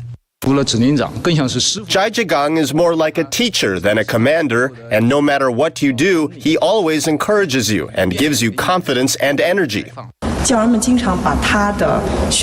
Instructors often record videos of Zhai's trainings for demonstrations. I did learn a lot from him. This is Wang Yaping's second spaceflight and comes 8 years after she first went to space on the Shenzhou 10 mission. Wang earned the title of China's first space teacher after delivering a televised science lecture to an audience of over 60 million school children in 2013. She will give a second lesson during the Shenzhou 13 mission. Wang is very good at computer operations, data transmission, and detailed tasks. Wang is always positive, hardworking, and meticulous. She is also very careful, thoughtful, and understanding. A new face in China's space mission. Ye Guangfu has actually been part of the program for 11 years. Ye is familiar with computer operation and data transmission. He is smart and full of energy. He may have to play a larger part in scientific research. Ye Guangfu is the first taikonaut to participate in the European Space Agency underground training course. His outstanding performance was very inspiring for other taikonauts. I feel very happy and honored to be able to work with him. The Shenzhou 13 crew has also been reviewing the spacewalks performed during the Shenzhou 12 mission. to get ready for the big day in space. Now, an official from China's manned space project gave us more details about the training of the taikonauts. 6 months is long for space flight. It's very demanding on the astronauts' physical and mental health, knowledge and skills, ability to self-adjust and deal with emergencies. This challenge is unprecedented for us. In response to this challenge, based on the original plan, we strengthened their physical training, including core strength and upper body strength training. Both male and female astronauts must have back and chest tolerance with 8 times their own weight.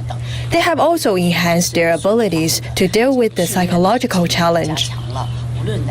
And we trained the crew for what they would need to do during the 6 months. They will stay in a more complex space station. They have more tasks to perform and will spend longer time to maintain their living environment. They also need to master more space station technology, perform simulated spacewalks, operate a robotic arm, and conduct new experiments. We also took into account the increased probability of something going wrong during a 6-month flight. For example, the system may malfunction, people may get sick. We strengthened their training of emergency response and medical self-rescue. As we've been telling you here on this broadcast, the Shenzhou 13 mission has a female crew member. Female astronauts have come a long way since the Soviet Union sent a woman to space nearly 6 decades ago. Let's now take a quick look at their journey. In 1963, 2 years after Yuri Gagarin became the first man in space, the Soviet Union sent a woman up. Through that one journey, she logged more space time than all the US astronauts combined. Her photographs of Earth and the horizon were later used to identify aerosol layers within the atmosphere. Dubbed Gagarin in a skirt by Nikolai Kamani, the Soviet director of cosmonaut training, Valentina Tereshkova said her mission was much more than that. We have been preparing for a female flight, but it was Korolev's decision not to risk women's lives because one of the women in the Space Corps already had a family. In 1983, 20 years after Tereshkova, the U.S. sent Sally Ride, its first female astronaut, into space during the 7th Space Shuttle mission. Since then, most female astronauts from the U.S. have been working on the Space Shuttle. Judith Resnick, the second American woman in space, lost her life in the disaster of Space Shuttle Challenger. In 2007, Peggy Whitson became the first woman in charge of the International Space Station. However, despite much progress in the field, only 1 in 10 astronauts today are female. One problem is women in the United States prefer to go into other studies more than engineering. We must encourage more girls to study math and science because we have to have enough students who've graduated with that degree. In 2012, China sent its first female astronaut, Liu Yang, into space. In the crewed mission, with Jing Haipeng and Liu Wang, Liu supported her colleagues with space docking. She also carried out an experiment in space medicine. Our astronauts need to train harder to improve our physical and psychological capabilities and skills to meet the highest standards and requirements of future missions. Wang Yaping, crew member of Shenzhou 13, had her first space journey in 2013. She held the first space class there, talking to students on Earth about how objects move in zero gravity. May the universe be with you, ladies. All of them have had so much hard training to get to where they are today. Let's continue our studio conversation with our guests here. How strenuous, Mr. Xu, was the training for all the taikonauts? They obviously had to train underwater to simulate that microgravity environments, but how long was the training? We know that this crew was selected in 2019, so they've been training for at least 2 years. Well, more than that, the underwater part is the fun part, if you call it training, part. because lots of astronauts after they retire, they become professional divers. They go to exotic places for diving experiences. Those are part of the training. What we call spin-off of the training. But the real training is on physical fitness, on psychological breakdowns and everything. So that lasts longer than 2 years. The 2 years, after selection of the mission is focusing on the mission itself. Each and every move needs to be repeated and repeated and repeated. So you have to do a preparation training plus the mission training. How do you train somebody's psychology? How do you prevent them from breaking down psychologically? Well, I think there are many ways to do it. Mock-up scenarios. There are many simulations. There are more even psychological plus physical, and also there's a confined space. You have to stay in a sustained period of time. Isolations. Is in particular for one-man mission. This is very challenging for human bodies. You have to respond well to those scenarios in order to become an astronaut, right? And those underwater training, Professor Yang, the flight commander, Zhigang, actually said that the underwater training is more difficult than the actual EVA, the actual spacewalk. And they say training underwater for 5 or 6 hours is like running a full marathon. What kind of experience was that like? You are correct. You see that the underwater training, or the what we call the neutral buoyancy pool training, will be the most ideal one to simulate the microgravity in marine operation. But you see also there are differences. So we need the Marines to help the astronauts in this kind of trainings. You see that the difference of pressure between the inside the spacesuit and outside suit is about 40% of the atmosphere. So this is a very great pressure difference. You see that because of the existence of this pressure difference, it will be very difficult for you to even change the shape of your arm. So this is quite different to exhaust a lot of your strength. So for Yaping has already mentioned, at first she has not realized that it is so difficult. But after many trainings, she has come to used to this kind of training and always feel very cheerful after this kind of training. But during the first several trainings, they can even take up the chopsticks for her, so you can see how tough it is for her. So female astronauts do get the exact same training as their male counterpart? Yaping has a famous saying that the crucial space environment will not comfort you because you are a female.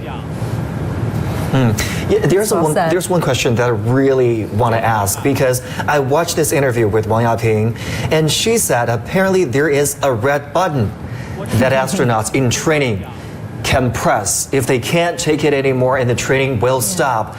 But throughout the years, no astronaut training to be a taikonaut has ever pressed the button during training. Is that true? How does the red button work? That's the G-force training. That's the tough one. G-force, for G-force, for example, there is a certain G-force that you will break down and you will lose your conscious. And then once you lose your conscious, there's no point to press the red button. There's no way you can press it. Has anybody ever passed out? It's very easily. For ordinary people, maybe 6 or 7 G, you will pass out. That's awful. With a fast spin. But they won't be enduring that much G-forces during this mission, right? During launch, what you mentioned is a normal condition. During the normal flight trajectory, the G-force is about 3 to 5 times your own weight. But you know that the astronauts are trained not only according to the normal cases, but also they must meet the emergency cases. In emergency cases, they will have what we call the ballistic re-entry. During this re-entry, they will experience G-force higher than 8 times your own mass. Wow. So they must be trained for this. And moreover, you see that there are 2 categories of astronauts. One has the capability of piloting the ship. For these astronauts, even at 8G, they must have a capability to have response. So we have some flash inside the beacons inside this training cabin, and also they have another button, so they have to respond to these beacons. So this is very important for them to have the capability to operate piloting the spaceship in emergency cases. Geez, there's no way I can survive that training. And you see that during the first 2 flight missions of US are all suborbital missions, and they even experience more than 10 G. Wow. Professor Yang, hold that thought. I'll be getting back to you in a few moments. A group of Chinese students have taken their passion for space and translated it into sound. Our next report tells us more about the innovation and the inspiration behind it. Before infants see the world, they hear from inside their mother's womb. What are the sounds of the universe for mankind? In 2020, a dozen students specializing in aerospace, art, architecture, and music formed a team. Their aim: translate the universe into sound and music that we can hear. And this is their final product, a sonic art device.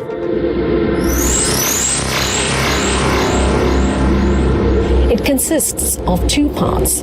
A small ball in a glass box randomly floats on a satellite, and a sensor captures its data.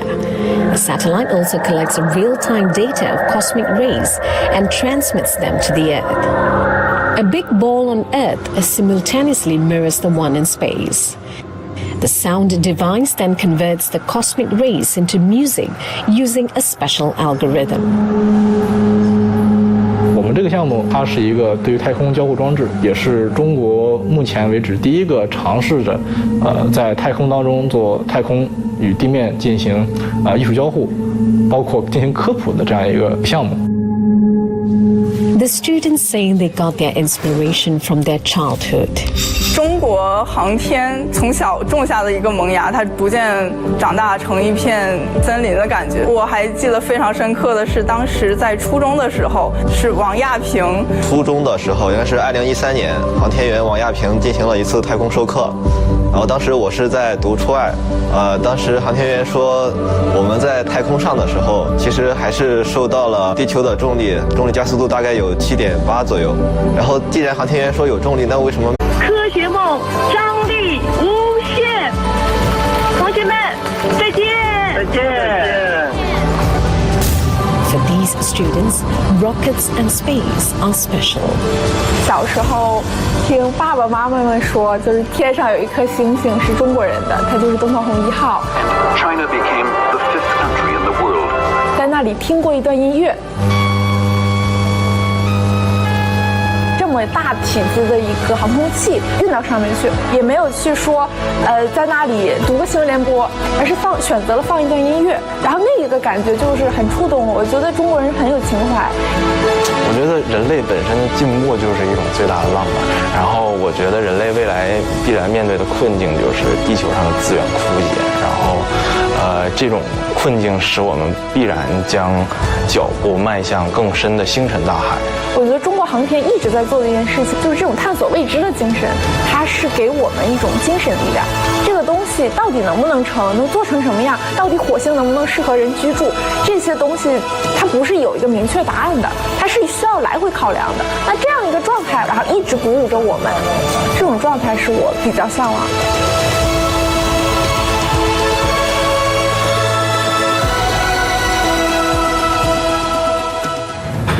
All right, this is the live picture. You're looking at the Jiuquan Satellite Launch Center. This is the launch pad. As we speak, the launch tower has opened more. The level 1 has opened, revealing the stage 1 rocket and the booster side boosters of the rocket. As we get close to time 0, of course, we're close to T-minus 30 minutes. We're getting real close now. And you know, the previous Shenzhou 12 mission actually generated a lot of interest among people. People love to watch astronauts doing even nothing there. Because they're having a 5-year hiatus before that manned flight. Yeah, they're fascinated. You know, they're super interested in life life in space. So, do they have a routine living in space? What factors were taken into consideration when deciding a routine for the astronauts living in space? Well, it's as we know that the astronauts, once you're in microgravity environment, you lose your bone mass, calciums, your muscles, your cardiovascular system weakens, your nervous system weakens. Like Yuguan said, your tongue will swollen. So there are many physical changes. So you have to adopt the space environment in appropriate ways for daily life. So we have just heard that there's 1 hour preparations. So the astronauts, once they're in space, they will be working and exercising and sleeping as a routine, similar to the timing of the ground. And they're adapting to such a timing so that there's a Beijing time, and they also wake in the Beijing time, and overnight they sleep at the same time. So they're working in synchronized way with the ground crew and supporting crew in the ground. Right, and we do have a female astronaut this time. Are they preparing any, supplies, especially for the lady? Well, I did heard that they shipped a lot of cosmetic products over there. Yes, and some of the beauty products are.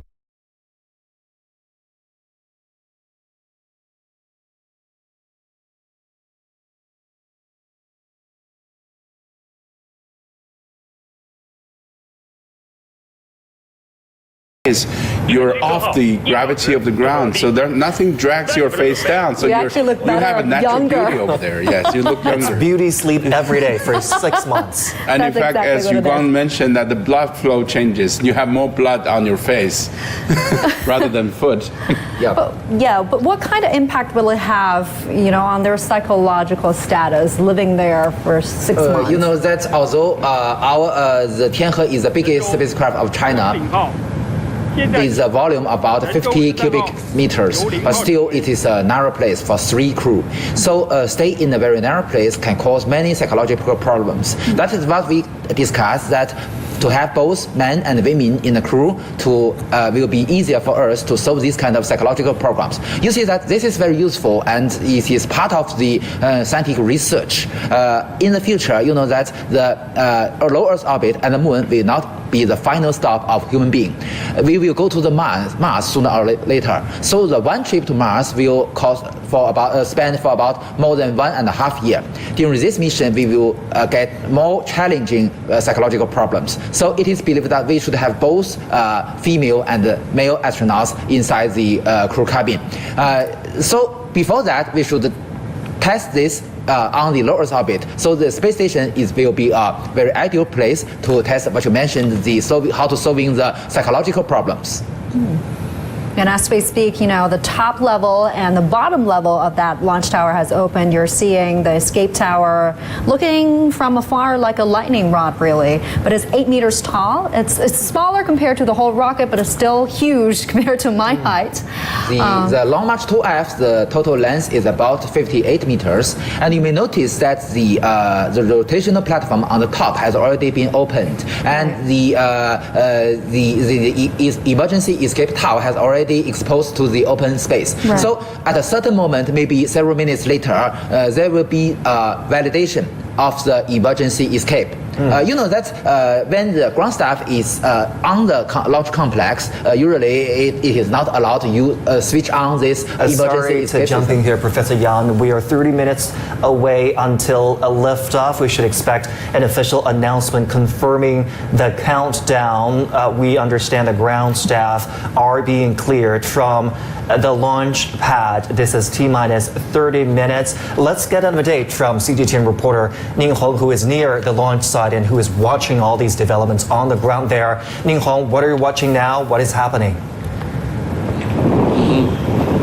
Well, yes, it's 30 minutes countdown, and you can see now the lower section of the rotating support platform has opened, and I believe we will soon see that the entire rocket will be revealed. And now people are now making the final preparations, including evacuating from the launch pad. You can see now. You see, you can hear there's a speaker telling people at the launch site that this is voice from the commander of the zero commander. He will be responsible for launching the rocket, the final countdown. And now they're checking the systems, and what we are going to see now is that the rocket will be standing by about 150 meters, about 100 meters away from us. And also, I want you to pay attention to the rocket itself, because since Shenzhou 12, for every manned spaceship launched, there will also be a manned spaceship as a backup standing by. So the Shenzhou 13 and also the CZ-2F rocket are actually the backup of Shenzhou 12. And for rocket standing up there, preparing for emergency for so long is quite a difficult thing to change it into a rocket right now. So the rocket had go through very thorough examination and testing just to make sure that it will satisfy the need of this mission. And for every step people take here is making history. Yeah, back to you. And you'll appreciate that update from on the ground there. If you're just joining us here on CGTN, we are less than 30 minutes away from liftoff. These light pictures show that some of the platforms have opened, more are opening as we speak, revealing the rocket that will carry another 3-person crew to China's space station. And they're opening at a relatively slower speed. Why are they doing it in such a They're slow? already quite quick, because this is operated pneumatically with pneumatic mechanism, and then they open gradually. Before they open, they have to make sure that all essential connections are still maintaining connected, and this is only disconnected at the last minute. So you can still see some umbilical cords, some cables, and some connections, and some holding devices are still there. But in fact, the rocket is holded on the bottom side, and is kept in such a balanced way. It does not use the robotic arm to hold it. Yeah, this is the close-up shot of the rocket, and for that segment, I think the spacecraft is encased in that part, right? Exactly. On top is the fairing part, and it is still encaged because some of the ground crews are still there. The last crew leaves T-minus 15 or 14 minutes. So they're still, a couple of guys are still there just in case they need it. They have to attend the crew once it's there. You see that the top part is also opening up. So we're seeing that the crew probably has just left it, and this is in preparation for the real launch. It is so interesting for such a mega project to take place. It is so quiet right now on the launch pad and in the environment around it. It almost immediately commands, a solemn atmosphere. You are in awe of what's going to happen with this launch. And earlier we saw 2 Chinese characters on the rocket, meaning Shenzhen, literally means divine arrow. That's the nickname of the Shenzhou spacecraft, the divine vessel, and that name was given by former President Jiang Zemin. Only on a Long March 2F rocket would you see the 2 Chinese characteristic in gold there. The Long March 2F is the only human-rated launch vehicle of China, because the reliability is the highest, which have a malfunction detection system. And also with the emergency escape system, it can raise the safety of the astronauts from about 97 to 98% to 99.7%, which means that for 1,000 launch, only in 3 cases, maybe it will have some malfunction threatens the lives of the astronauts. So this is very important. And in the future, that because Long March 2F belongs to the old generation of China's launch vehicles, and the new generation launch vehicle is in development. Some of them will be also a new human-rated launch vehicles to rely its reliability for human launch. As a matter of fact, all the Shenzhou missions, or all the Chinese space station missions are being completed by the Long March 2F, Long March 7, Long March 5B rockets, right? Exactly. Talk to us about the difference between the three. Well, Long March 5B and Long March 7 belongs to the new generation launch vehicles, which use environmental friendly propellants. We use kerosene and oxygen, or the combination of liquid hydrogen and liquid oxygen. So these the productions of these propellants are water and carbon dioxide. So it's not toxic and not corrosive, which is quite different from the propellant used by this Long March 2F. The Long March 2F use UDMH, or unsymmetrical dimethyl hydrogen, as a fuel, and use nitrogen tetroxide, or NTO, as the oxidizer. So the NTO is highly corrosive and the UDMH is highly toxic. So these are not very environmental friendly, but easier to use because they work in the room temperature. These are called the hyperbolic propulsion systems, which belongs to the old generation. So in the future, it is a trend to use the environmental friendly propellants like the new generation. And the Long March 5B is used to launch the Wentian module, the Mengtian module, and the Xuntian modules. All these have the mass of about, the Wentian and Mengtian have the mass about more than 20 tons. So the only launch vehicle in China is the Long March 5B. That's the most powerful rocket. Exactly, and the biggest payload ferry with a diameter of about 5.2 meters, the biggest one. And also the Long March 7 is used for launching of the cargo spacecraft, the Tianzhou spacecraft.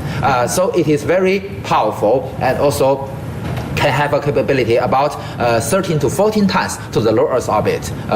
Both Long March 7 and Long March 5B can only be launched in the Wenchang spacecraft launch site. So this rocket, Long March 2F, is the least powerful of the three. Am I right? No, not necessarily. Not the least powerful. You know that it also. You may notice that it has 4 boosters. So it is a mid-sized launch vehicle in China, but it is used for launching low Earth orbit payload.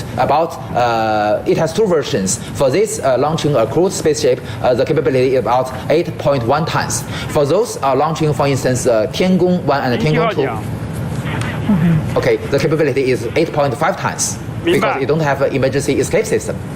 I believe we have a full visual of the Long March 2F rocket. That's right. As the platforms have all opened. Yeah, the interesting part of these 3 rockets that you mentioned is they are also assembled and integrated and shipped vertically. In comparison with previous rockets where horizontal assembly and integration and then vertical launch, this is shipped vertically from the AIT center. So vertically transport to the launching pad itself. And so these are, the purpose of this is because the launching status is vertical.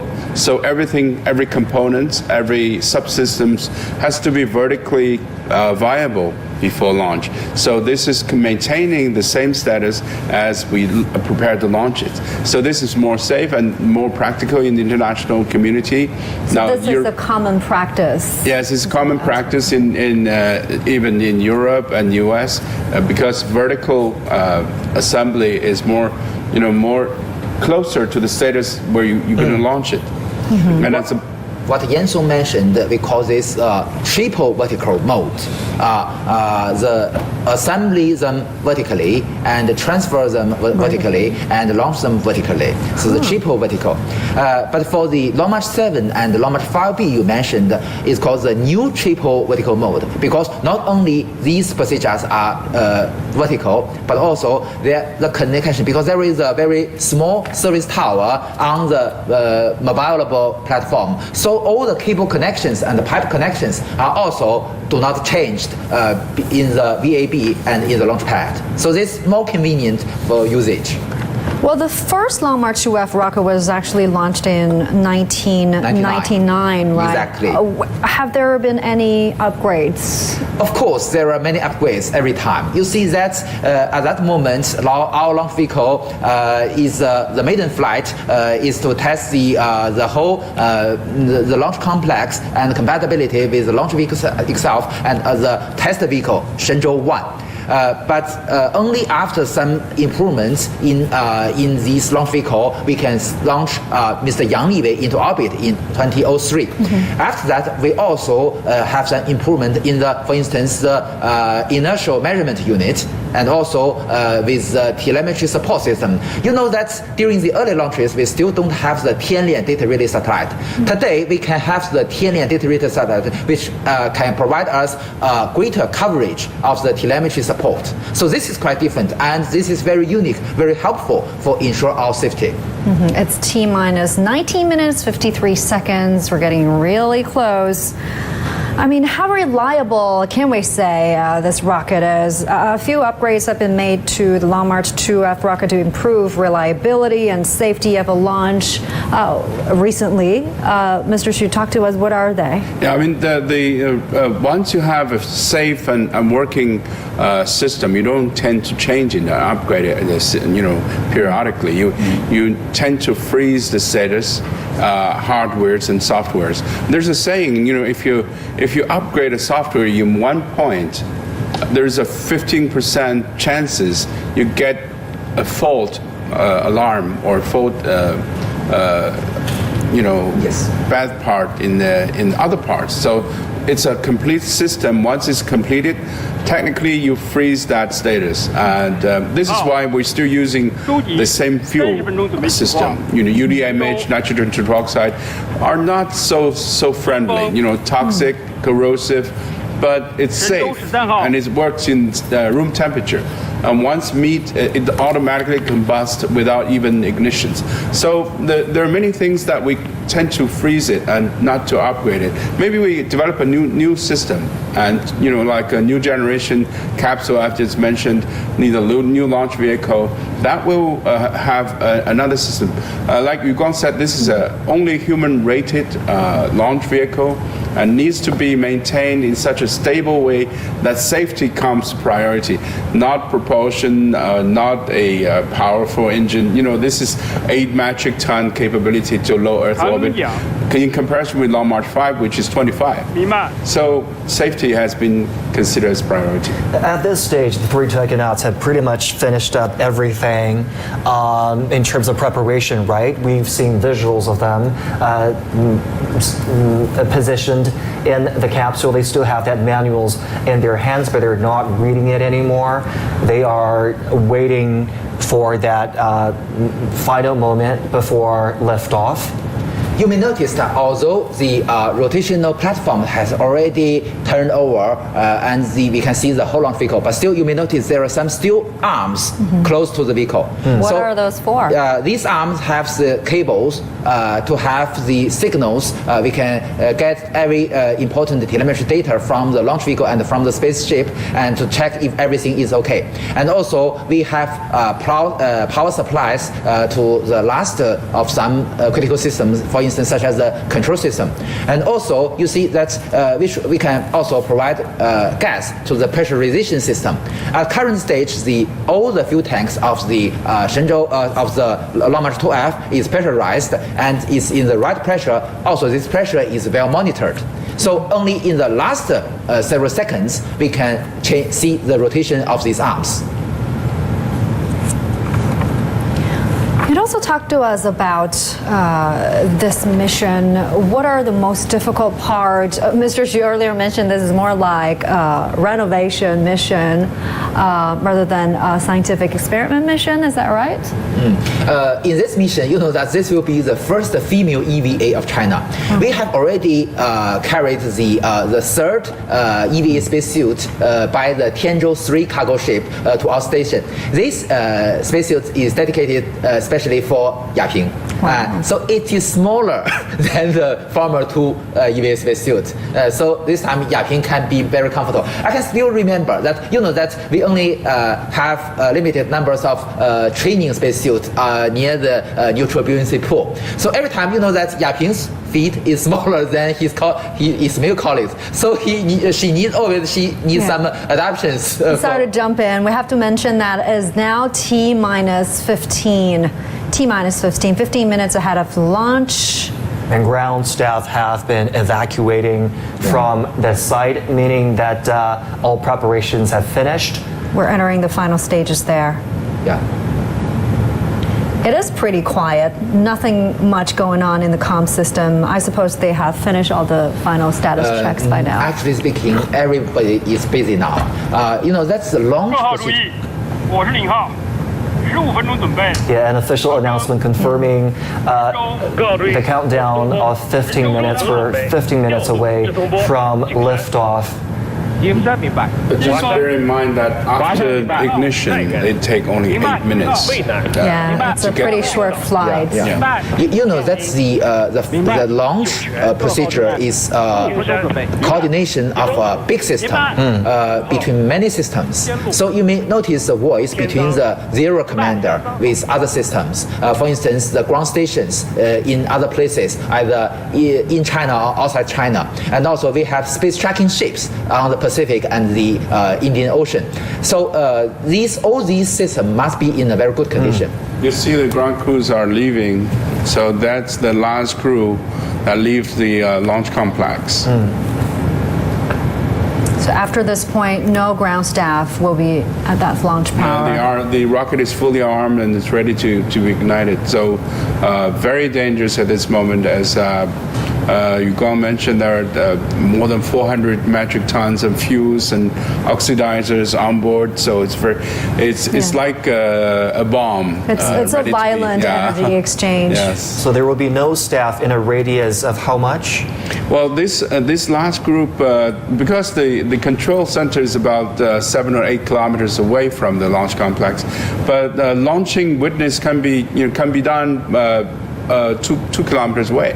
So there's a mathematical calculation that you don't get hit it. Our correspondent Ning Hong there might have a better vantage point than us. Yes, I believe he does. Yeah, but in fact, in Jiuquan is the closest that you can get to a launch vehicle. Last time I was there to see a Long March 2D launch, I even got some debris on top of my head. They dropped something on your head. How far away were you I was about 1.7 kilometers away. That was that's considered very close. Very close. Yeah, that was considered very noisy. Yeah, very noisy. Yeah, heart pounding. I just saw a launch yesterday. From Taiwan, and they launched our ABSCO satellite.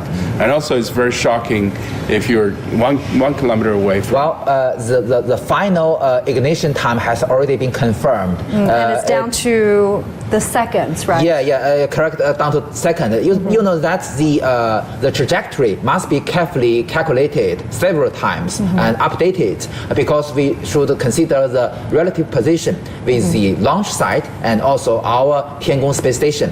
Because the target is the Tiangong Space Station, we must consider the relative position.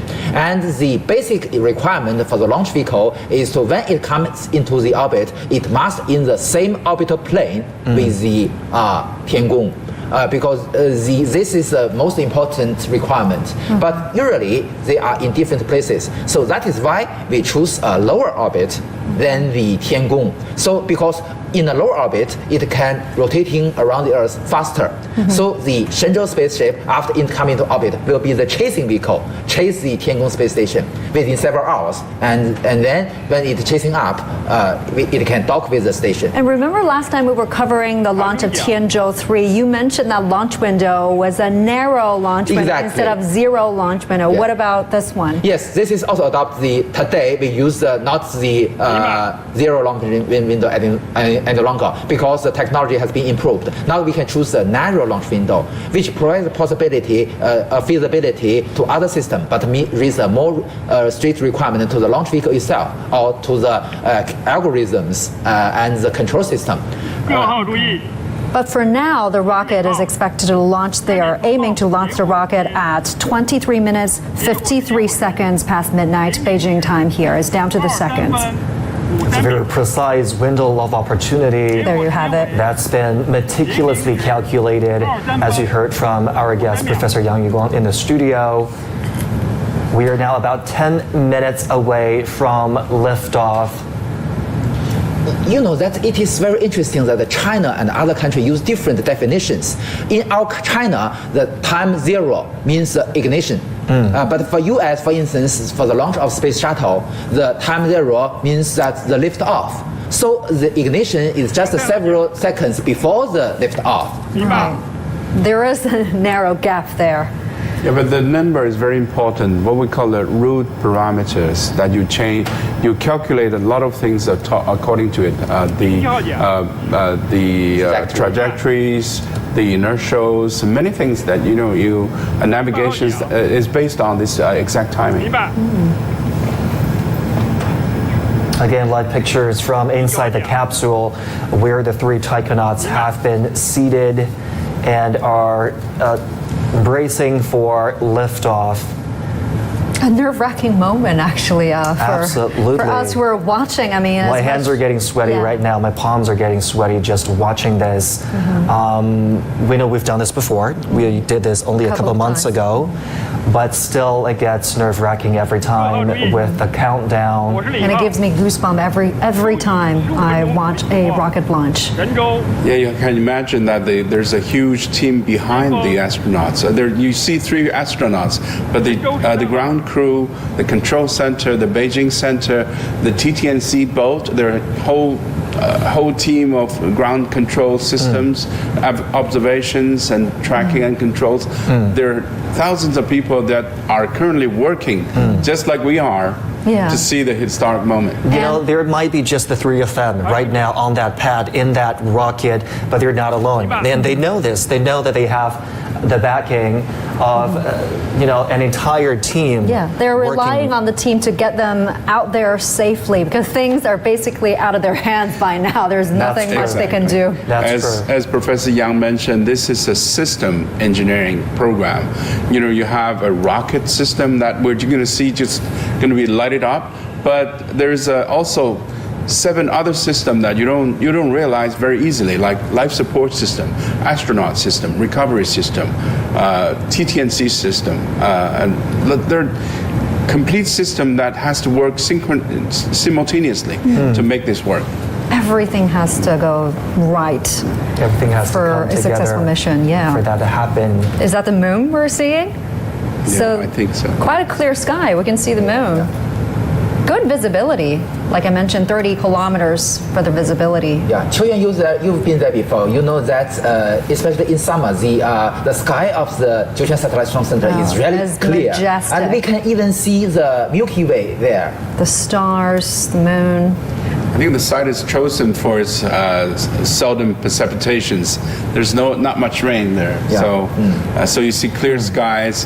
And if it's not windy and sandy, it's a good day for launch. Yan Song has already mentioned the rain. The rain is a limitation, a restriction to the launch. So the wind should not be too strong, and also it is not suggested to launch during the raining. And after several seconds after liftoff, actually speaking about 12 seconds after the liftoff, we will have a very important operation pitch over to change the flight directions to the eastward. Actually speaking, several degrees to the also to the southeast. This is because that the latitude of the Jiuquan Satellite Center is about 40 degrees to the north. And our orbit is about 41.5 degrees, the inclination. So this determines the direction, in which direction the rocket should fly.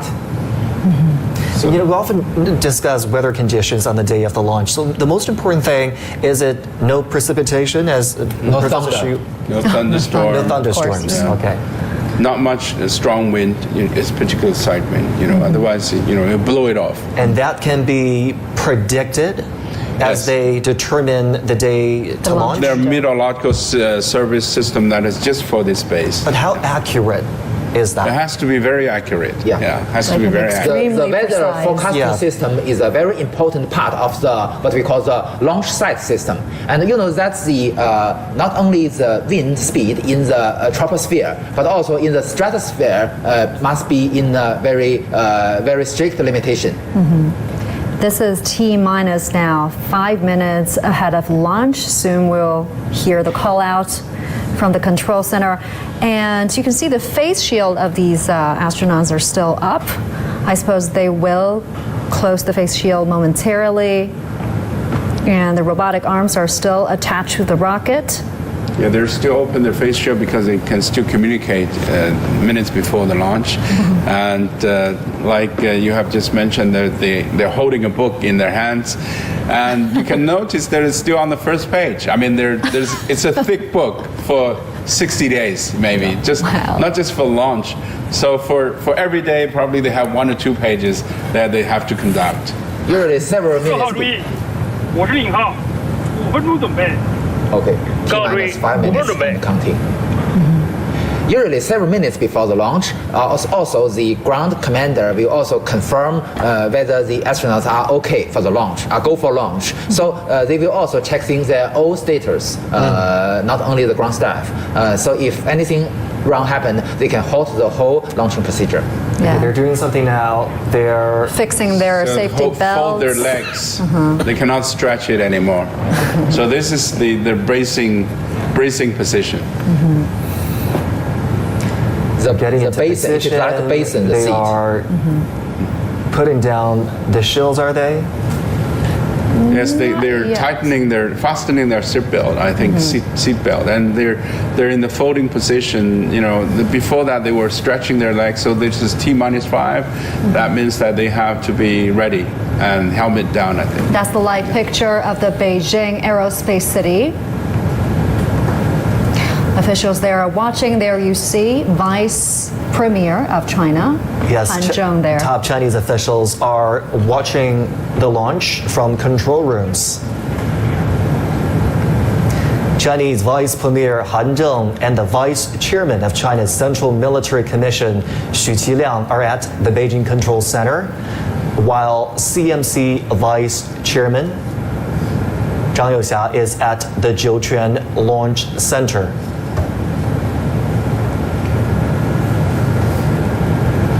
Vice Premier was also there for the launch of the Shenzhou 12 yes, mission. He was. Really showing that how important they see these missions. There you see the Vice Chairman of the Central Military Commission, Mr. Xu Qiliang. He is watching the launch right there at the Jiuquan Satellite Launch Center, along with other scientists, engineers, and military personnel. This is on top of the balcony that the astronauts are staying. So that is the complex about 7 kilometers away from the launch complex. So I used to witness some of the launches over there on the top. There's a huge platform, and you can stay on top. And there's a room that with the TVs they can see this real status. And you can hear the loud sound there during the launch. But that travels quite a few seconds before you get the sound get there. Watches the launch of the Yang Liwei in 2003. There you see face shields down, ready in position. And we are 2 minutes away from liftoff. And the books are off. The books are off. A lot of my attention is on the books. What do you think is going through their minds right now? They look pretty composed, pretty calm. Send me to space. Send me to space. I cannot wait. I've waited long enough. I've waited long enough. 10 years for Zhigang, I think. Can they talk to each other at this point? Can they hear each other? They can do so. Okay. Yeah, but electronically with the microphone. Yeah. I'm still wondering if they have blue teeth. Maybe it's a new thing for them. Maybe not compatible with our common Bluetooth, but also some similar radio communication, with different frequency. Very soon we're going to see some critical final movements. The umbilicals will detach from the rockets approximately 40 seconds ahead of launch.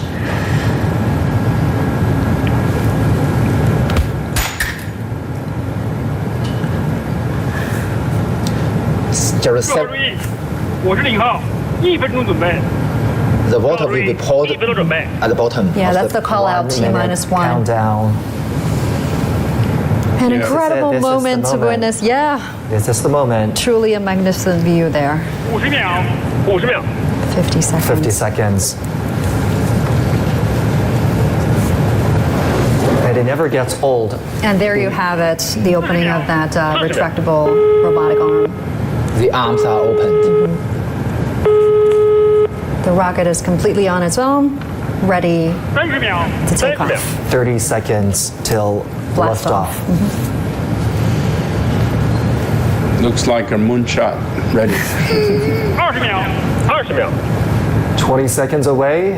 I'm leaving my favorite part of the countdown to you, Jiuquan. You want to do the honor? Sure. 10-second countdown. 10, 9, 8, 7, 6, 5, 4. Together. 3, 2, 1. Ignition. There we go.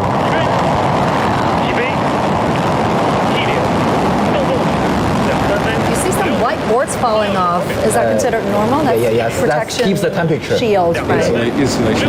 Yeah, power is clear. All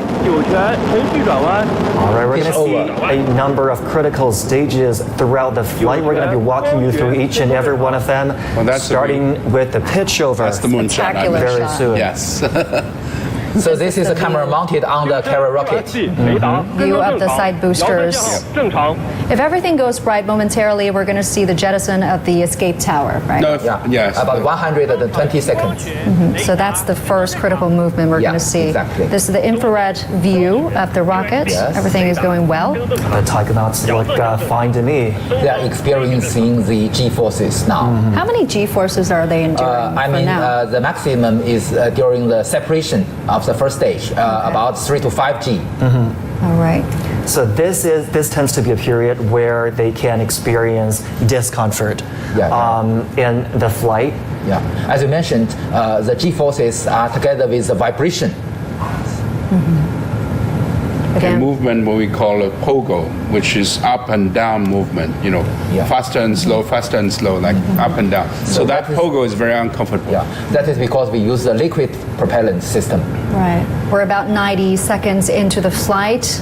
Okay. Once again, you're seeing the bright flame of the side boosters, picking up first speed. stage rocket. So the emergency escape tower will be jettisoned soon. Yeah. It has already completed the pitch over, right? Yeah. About 12 seconds after liftoff. You see the escape tower and then the strap-on booster. Oh, that's the 3D animation of this flight. That's based on real telemetries. Okay, there great. you go. That's the escape tower jettisons. At about 153 seconds will be the separation of the 4 strap-on boosters. And that separation we just saw there really indicates a successful initial lower level flight. They were doing okay. Not until the first separation of the first stage. We'll see this one will be happening anytime. Right. I think it's happening now. Separate soon. The boosters will come off momentarily. Of course, this is the most dangerous part, right, of the launch. Okay. Boosters are off. Booster separation. And then first stage separation. And then the first stage separation. You see the 4 light part, and that's the strap-on booster. Yes. The first stage is 5 already bright separated. dots over there. The 4 little dots are the boosters. The 1 bigger dots are the first stage rocket. With each at stage about accomplished. 210 seconds will be the separation of the payload, jettisoning of the payload fairings. Because the altitude is already very high. So at this moment, the aerodynamic forces is already become weaker and weaker because the max Q has already been passed. I believe you're getting a visual of the second stage engine. And The this second is stage the has, view inside the fairing. Yeah, the second stage has a main engine with a thrust about 75 tons and 4 vernier engines to control its attitude. On the left side, you can see it's folded solar panel. So the fairing has been separated. Successful So deployment this of is the fairing. folded solar array that is going to be deployed. So that's a camera looking at the solar array itself. Yes, and that's the exterior of the spacecraft actually. Now the spacecraft is entirely exposed in space after the fairing. It's already in outer space with no atmosphere, so fairing it doesn't help anymore. It has already escaped the Earth's atmosphere at this point, right? Yeah, it's already high enough. And Yaping at this moment can enjoy the sightseeing outside the window. But it's all dark outside the window. Yeah. See, it's all dark. But they will see daylight very soon, minutes. They're circling like 90. They are flying eastward. So as Yan Song has mentioned, they will see because that it's in a different time zone. We can see the working conditions of the rocket engines on the second stage. Right. And for a first-time traveler, Ye Guangfu is pretty Yeah, he's not composed there. He hasn't even looked outside the window once. I was going to say that. Probably because it's dark right now. There's nothing much to see there. There's not much to see. He's waiting for more light so he can get a better visual. They're going to get the 0G in any moment now. So once you have a shutdown, they have a 0G very. So when will be the time they endure the maximum? When all the engines were shut down, they will experience the 0G. So there is an indicator inside the cabin. Okay. And you may notice that because now it is already in a vacuum condition, and the flame of the rocket engines, the shape is quite different from when it is lifting off. And they look pretty all right to me. I don't know how they do it. They look so cool, calm, collected. Just as they're on the ground, no G-forces at all. Just as if they're on the ground. It's amazing to look at. The next critical movement we're going to see is the shutdown of the second stage engine and then the spacecraft separation. Yes. First we will shut down the main engine and then the 4 vernier engines.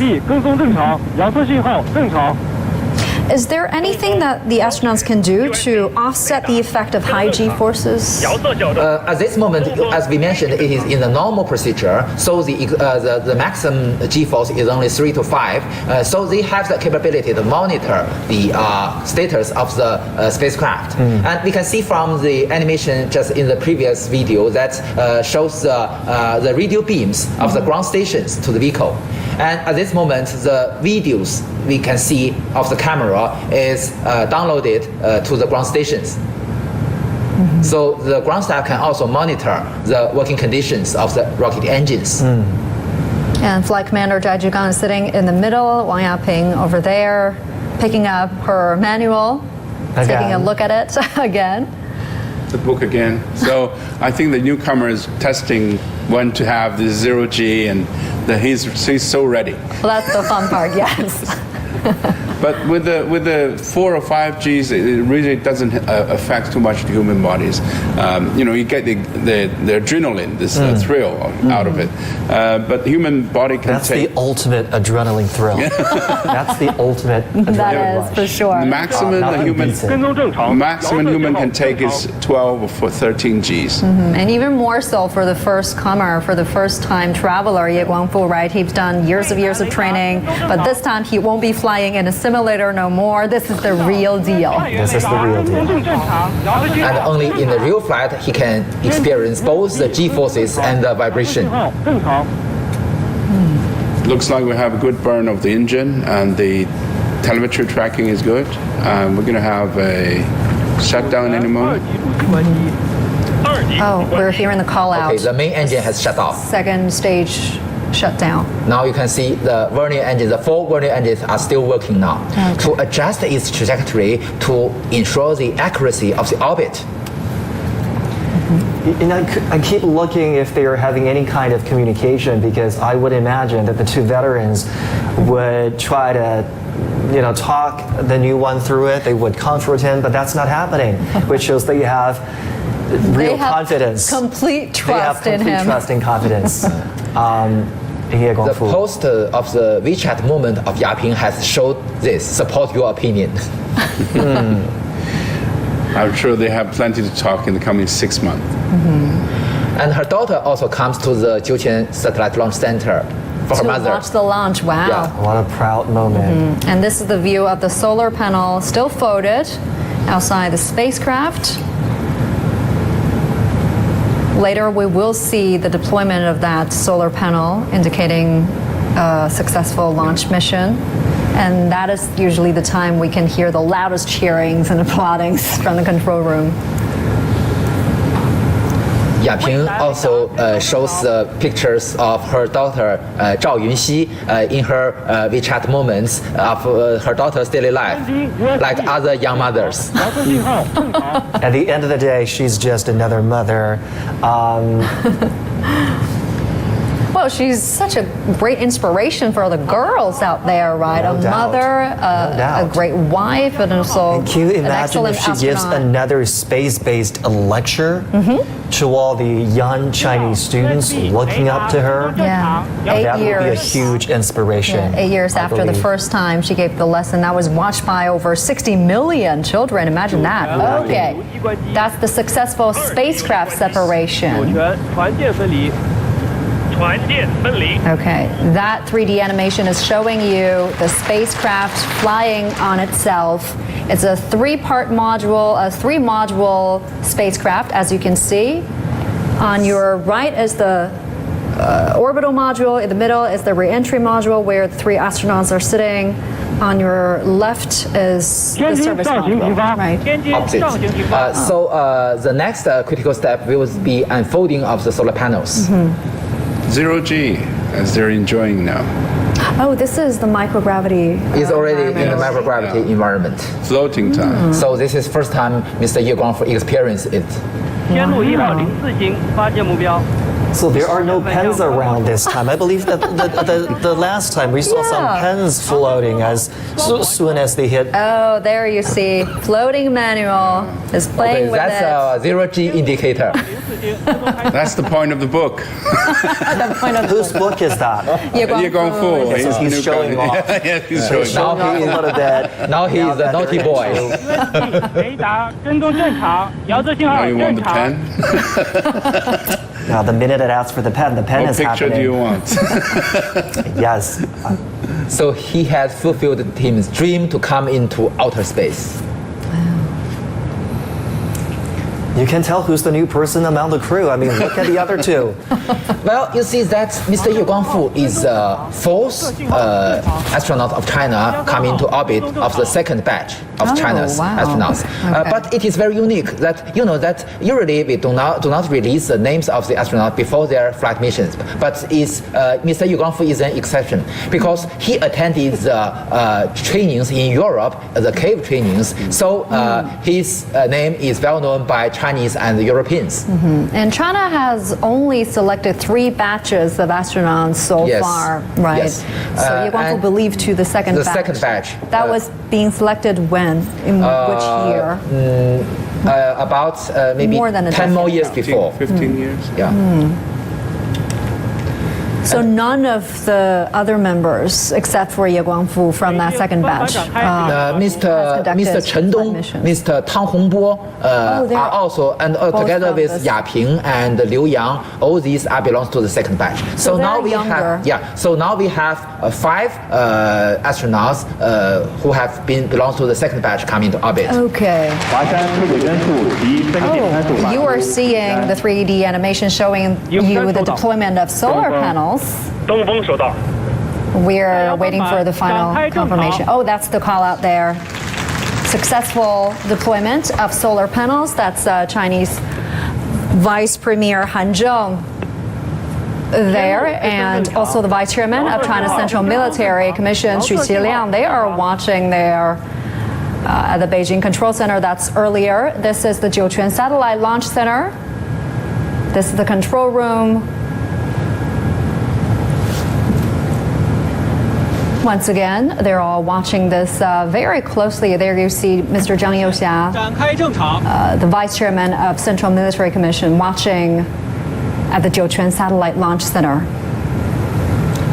And this is a younger crew we are seeing. They are on average 6 years younger than the previous crew, the Shenzhou 12 crew. Right, we've got Flight Commander Zhigang, 55 years old, and flight engineers Wang Yaping and Ye Guangfu, both 41. 神舟13号，我是北京。 They're trying to communicate with the astronauts, the ground staff. 座舱环境及身体状况。 They're asking the astronauts to report health their status. health conditions and the cabin status. 座舱大气环境正常，航天员感觉良好，完毕。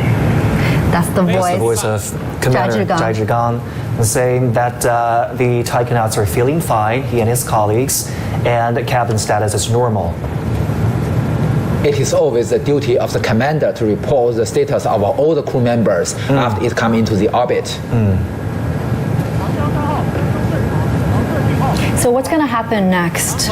What can we expect next? So, that next they will open the hatch between the orbital module and the re-entry capsule, and they will be more comfortable, and they will change their suit to a common suit rather than the IBA space, not the penguin suit, but the common suit, because it will last 6.5 hours for them to before they go into the station. But before docking, they will wear their IBA spacesuit again, because it is a dangerous procedure for the docking. For the docking.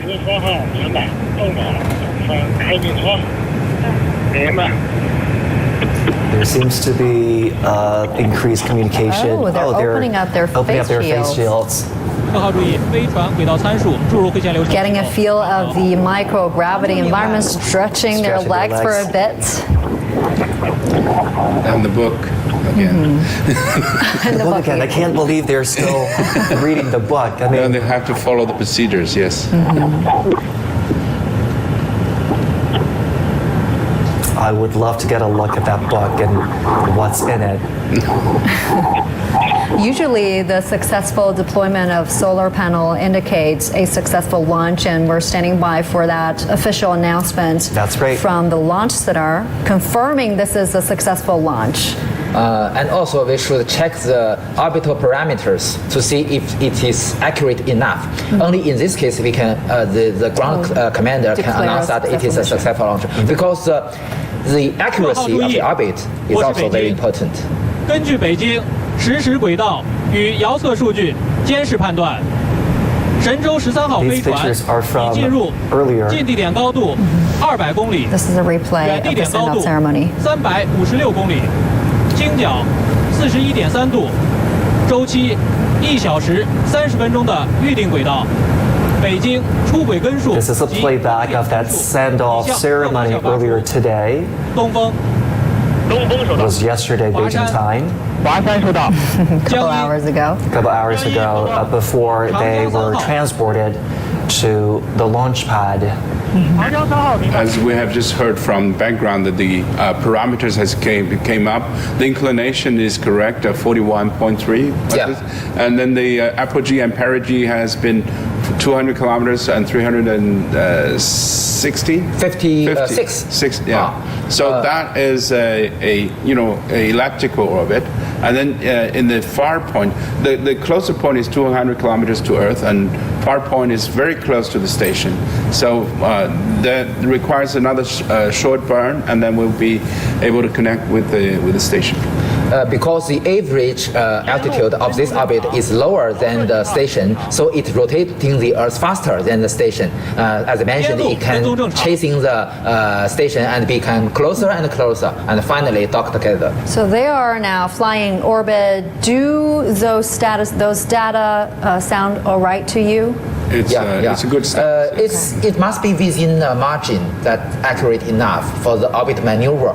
So the orbit maneuver, we only have a limited delta V, or the capability to change its velocity. So must in a very small range to ensure we can dock with the station.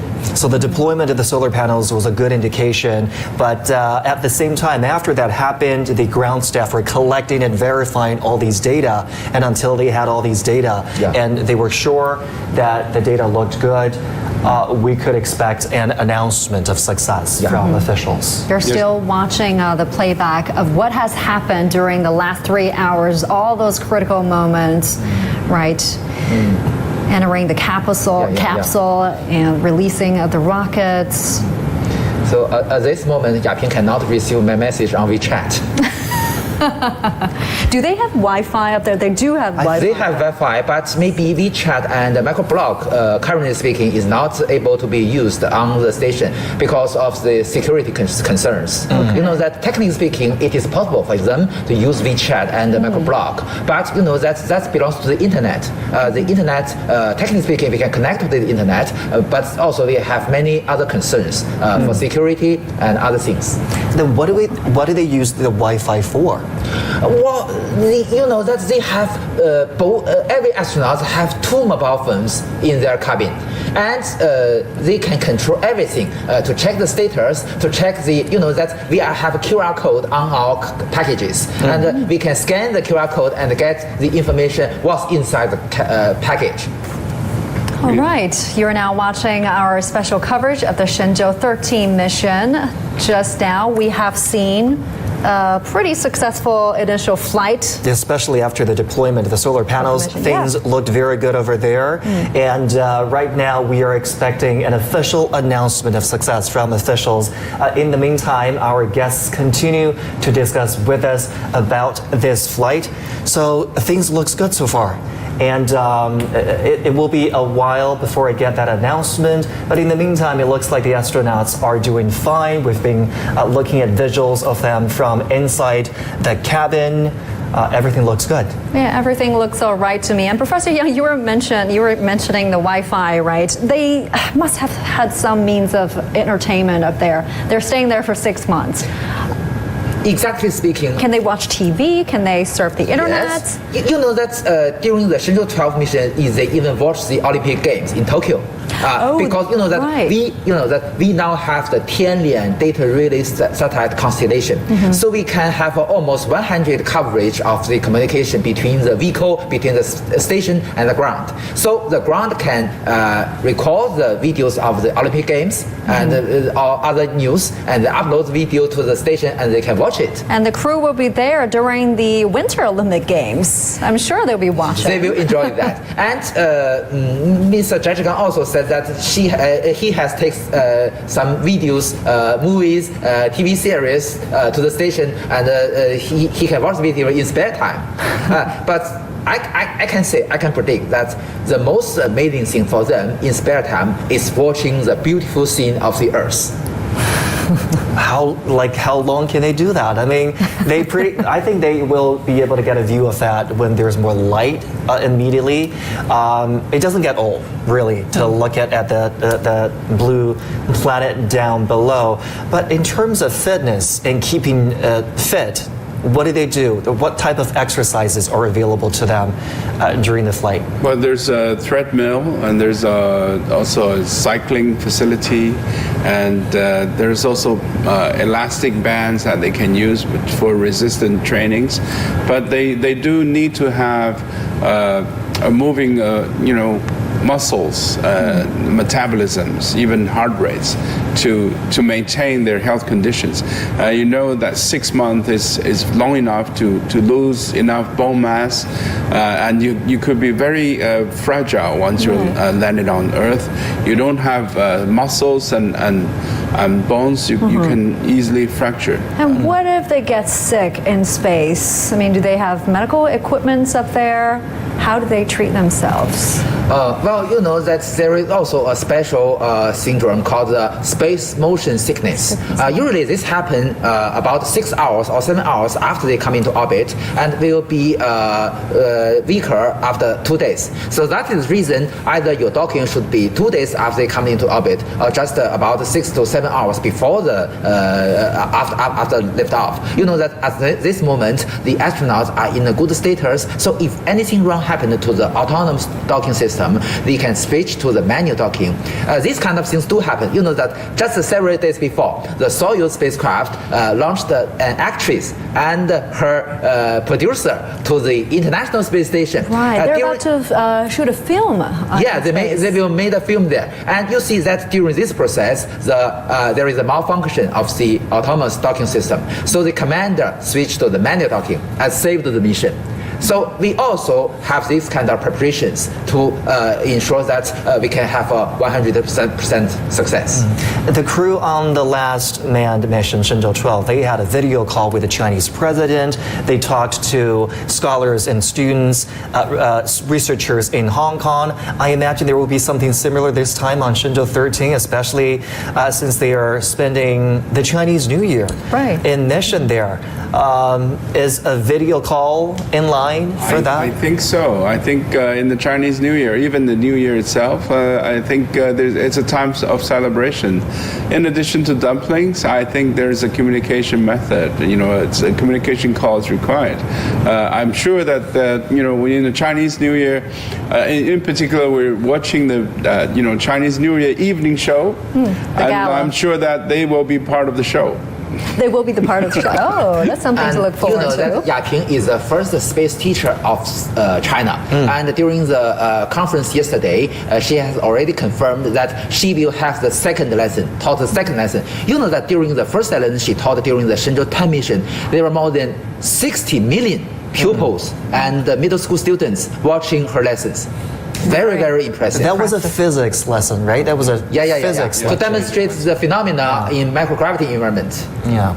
I was not a student anymore back in 2013, but if I had been, I would have done a much better job with physics, I think, with a teacher like that. Absolutely. And Wang Yaping said this during the press conference yesterday. She encouraged all the girls, all the kids, all the students out there to never stop reaching for their dream, and that touched me quite a bit. She said she herself was a good example.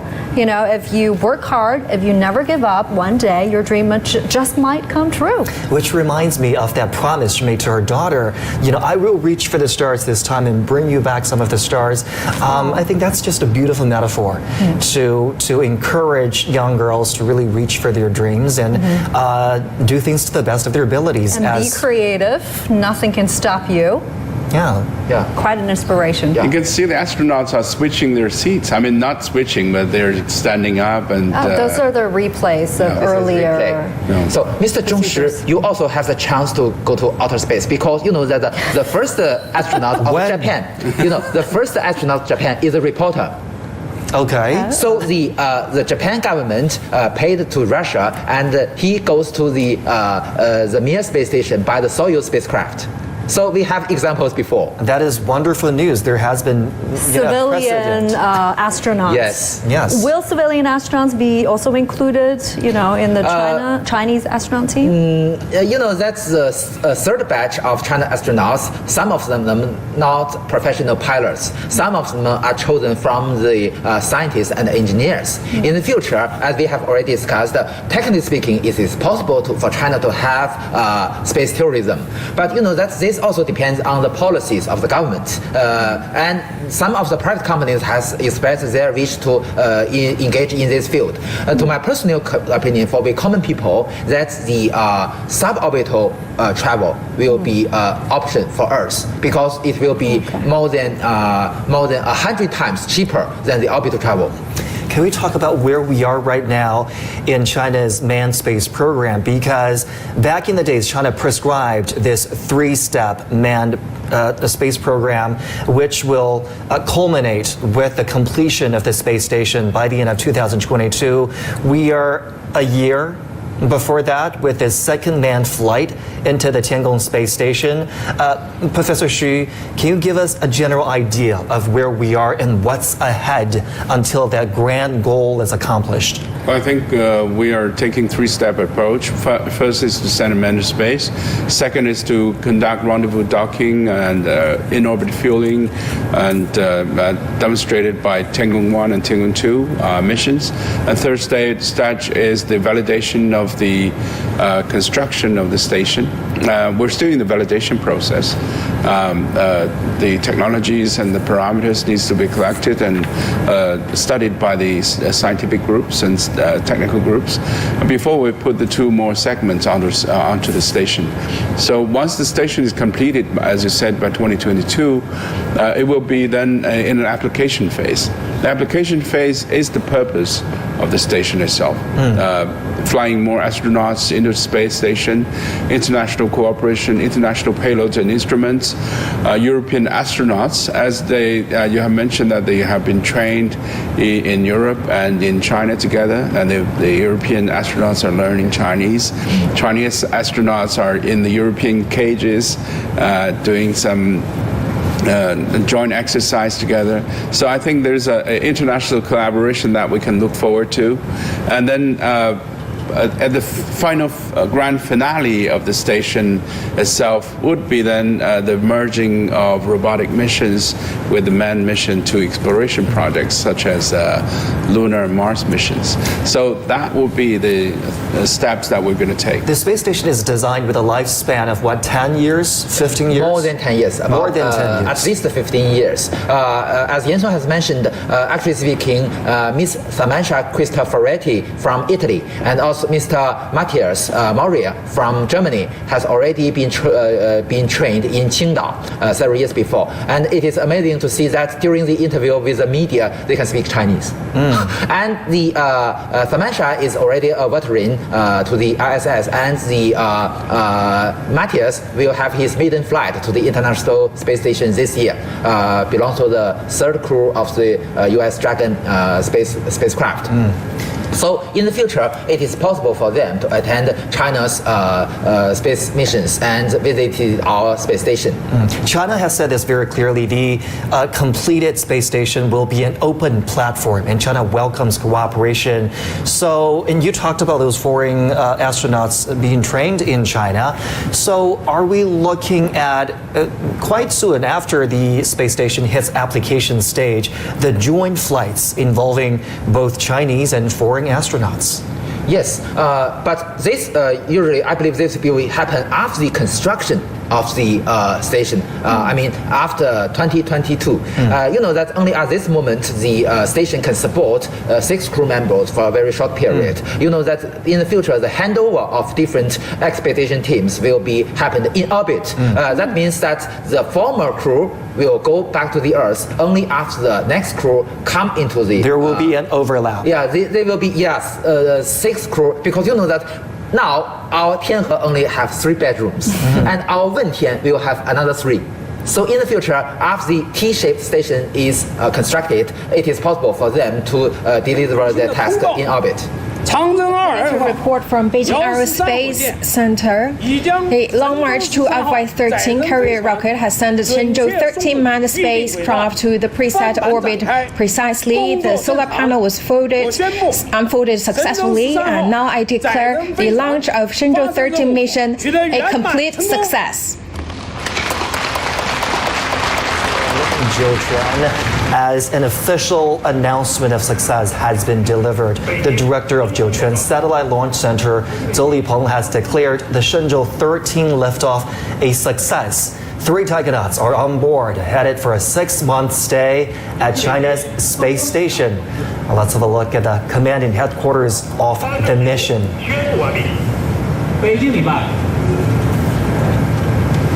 Oh, there you see the officials getting up.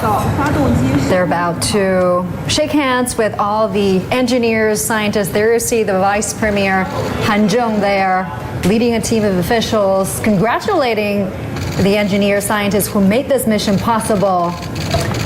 That's right, Chinese Vice Premier Han Zhong and the Vice Chairman of China's Central Military Commission, Xu Qiliang. They were at the Beijing Control Center. They're shaking hands with engineers, ground staff.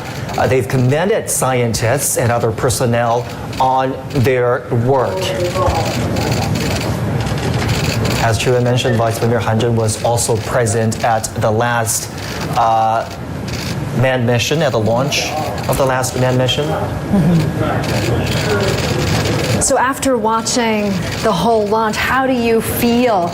Now it's official, it's a successful launch. I think once the astronauts are in space, we have what we call man in space. I mean, there we are. Great country with the collective efforts. The reflection of Prime Minister in the scene is a reflection of collective efforts from different departments and different organizations. And this is an achievement. Now we're looking at live pictures at the Jiuquan Satellite Launch Center where officials are also congratulating the engineers there. This is the Vice Chairman of the Central Military Commission, Zhang Youxia. He is watching the whole launch at the Jiuquan Satellite Launch Center. And there you have it, the iconic red screen. Every time it shows up, while we see a successful launch.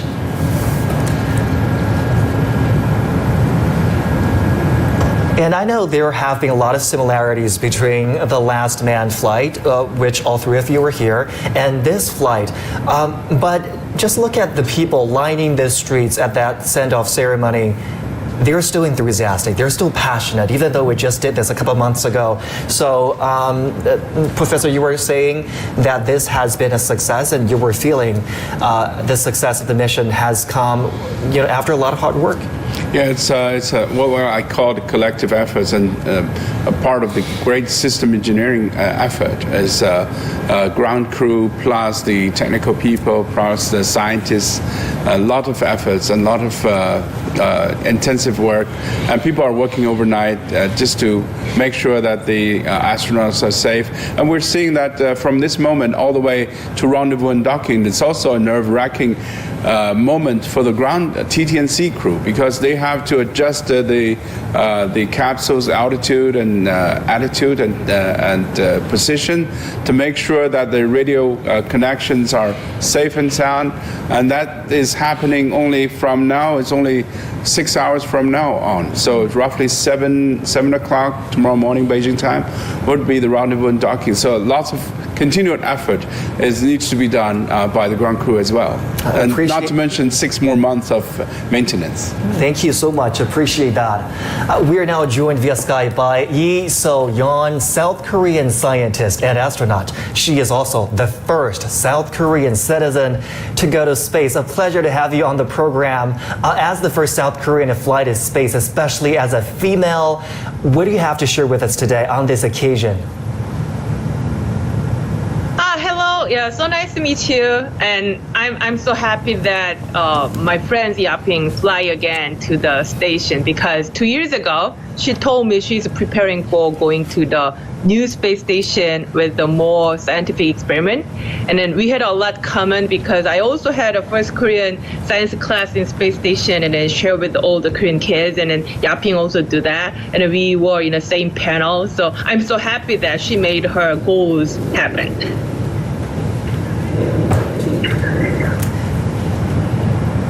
And over the past decades, China has rolled out programs to collaborate with institutions and universities around the world, including the Tokyo University. One professor from the school is hoping China's space program will boost space science research in the near future. Researchers around the globe are watching China's space program with keen interest. Professor Shinji Nakaya at Tokyo University is one such scientist, hoping China's Space Station Corporation program will accelerate space science research. Most of the research in this field is a collaboration. My field of research is also done in cooperation with institutions like NASA, the European Space Agency, and JAXA. But this research and experiments, such as microgravity, aircraft experiments in space, are quite costly. We use facilities available in each country. For Japan, the Kibo module on the International Space Station, or the microgravity facility in Germany. Space development programs in China is progressing fast. About half of the world's rocket launches are from China. Since China is putting so much energy and investment in space science and space development, making it available for international cooperation programs, I think it will open more doors for space science development. Professor Nakaya says the opportunity for experiments on board China's space station could increase in the future. I think in the future, projects like the ISS could gradually shrink, and what we have now in orbit may be scaled down from what we have now. Projects like the Artemis will be smaller than the ISS, and if you want to travel far into space, considering the costs, the size and weight, it will get smaller. We may also see a decrease in experiments on the ISS in the lower Earth orbit, which means there is a chance that we rely on China's international cooperation program for future large-scale experiments. Space exploration is a costly and time-consuming project which requires ample funding. Many countries are struggling to secure a budget to continue research. China's ambitious investment in these space programs is a source of envy. Much of the joint research is fundamental research, and I think China is investing a considerable amount in fundamental research, including research in orbit. I'm afraid we're seeing a decrease in the budget for this research in Japan, so having a considerable budget invested in these programs is quite enviable. Tokyo University is working closely with China's Tsinghua University in microgravity combustion and flame instabilities affected by vortices and acoustic waves. Professor Nakaya hopes that this research bears fruit with international research cooperation. Terence Hiroshima, CGTN, Tokyo. And let me now bring back my guest, Ms. Yi So-yeon. Great to have you back with us. Earlier, we were discussing with our guest about your experience there in space. You endured 13G during one mission, and that was incredible. I mean, you've been trained and studied in several countries. What do you think about the significance of international cooperation in space exploration? Oh, thank you for the question. Actually, thanks to being an astronaut, I could have a lot of opportunity to work with all different kinds of country. And then also that's because I could meet Yaping and another astronaut, for example, Yang Liwei. And I think space is open to everywhere, every Earth and in every part of the Earth. So it should be kind of fair to work all together, every single country. Of course, right now, we had a lot of diplomatic problem and a political problem, but above all those kind of issues, I believe if we all collaborate each other for the future generation and younger people, and they will make a peaceful space and Earth, and we will synergize each other for the much more innovative ideas and space science, I believe.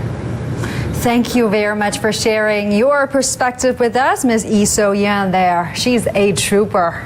She is an aspiration. And, you know, I was going to say international cooperation obviously is so important. And this is such a small circle of astronauts. It seems that everybody knows everybody. Professor Yang, how important do you think is this communication between astronauts from different countries? What possibly can they learn from each other? Because they are trained under different systems, different cultures, with different perspectives, different objectives. So when they communicate, what do they get out of this friendship, this communication with others? Actually speaking, almost all the astronauts have a saying that in outer space you cannot see the borders between different countries. You can only see the shape of continents and islands. So that's very amazing. And especially for those Apollo astronauts, they always think that they can see the Earth from the moon, and they think that the Earth is a fragile object. So we must protect the Earth. We must protect the humankind. And I think, as you have mentioned, the communication between the astronauts from different countries can promote the not only the friendship, but also get common recognition of the environment of the Earth and the future, the development of our humankind. And also, this is a very special meaning for all of us. And the communication, they are also very enthusiastic, of almost all the astronauts, very enthusiastic on the outreach, on the popularization of science. So this is also a very valuable resources for all countries. That is so beautiful. You can't see borders from up there in the space. They're like a big family there. That's amazing. But let me now bring in Dr. Amitabh Ghosh to talk us through what goes into a project like this. Dr. Ghosh has been involved with NASA's Mars Exploration Rover program since 1997. Doctor, if you can hear me, thank you so much for joining us, first of all. Now, international cooperation is often emphasized in space exploration, but how does this work in practice? Doctor, let me try again. If you can hear me, talk to us about how do you understand the international cooperation in space programs these days between countries? Are you talking to me? Yes, Dr. Ghosh, please go ahead. Yeah, absolutely. I was not aware I was online. Yes. So international cooperation is a very big deal, I think. It brings a lot of multiple things to the table. One is, specific countries have specific expertises in niche fields, and you can get those expertises on your experiment. Then, of course, it helps with defraying the total cost of the mission. Then thirdly is, I have been part of many international teams. You can learn from each other because the way people do science is different across cultures. And so there is so much to learn from how another country or another person approaches a problem and tackles a problem. And this is not really discussed that much, but I have found that also adds a huge amount of value to the scientific question being addressed. Dr. Ghosh, given your wealth of expertise and experience, can you also share with us how the field has grown since the earliest missions you've worked on? For example, with the retirement of the International Space Station, do individual countries now realize that it's a better deal to cooperate? Have their attitudes towards international cooperation also evolved with time? So I think space is just one of the many things multiple countries deal with in a relationship. So I think higher powers do decide where to engage and where not to engage, and this is a game of geopolitics at that moment. So I think it's very hard to say whether there is a global shift. On the other hand, if you look at the international space stations, the Americans have always cooperated with the Russians for a very long time, irrespective of the geopolitical realities on the ground. So it's a very hard, I think, thing to predict. And I don't see. So what is very interesting now is that you have a gradual evolution of the private sector. And the private sector can actually collaborate with any country and any other private company much more easily than a couple of countries can. So that may be something which has changed, which was not there when I started out in this field, maybe in the 90s. And Doctor, we've just seen the successful launch of the Shenzhou mission. Thank you very much for sharing your perspectives with us in the share of this mission. And that was Dr. Amitabh Ghosh sharing his insights with us. And China has sent another crew of taikonauts to space, including the first woman to visit the country's space station. They've been tasked with helping build the CSS for the next 6 months. Right, and China aims to complete construction by the end of next year. So before we now wrap up our special coverage tonight, let's now take a look back at some of the key moments before the launch of Shenzhou 13. It's been a pleasure taking this journey with you. Thank you so much for the privilege of your time. Bye for now. 出发，是，敬礼。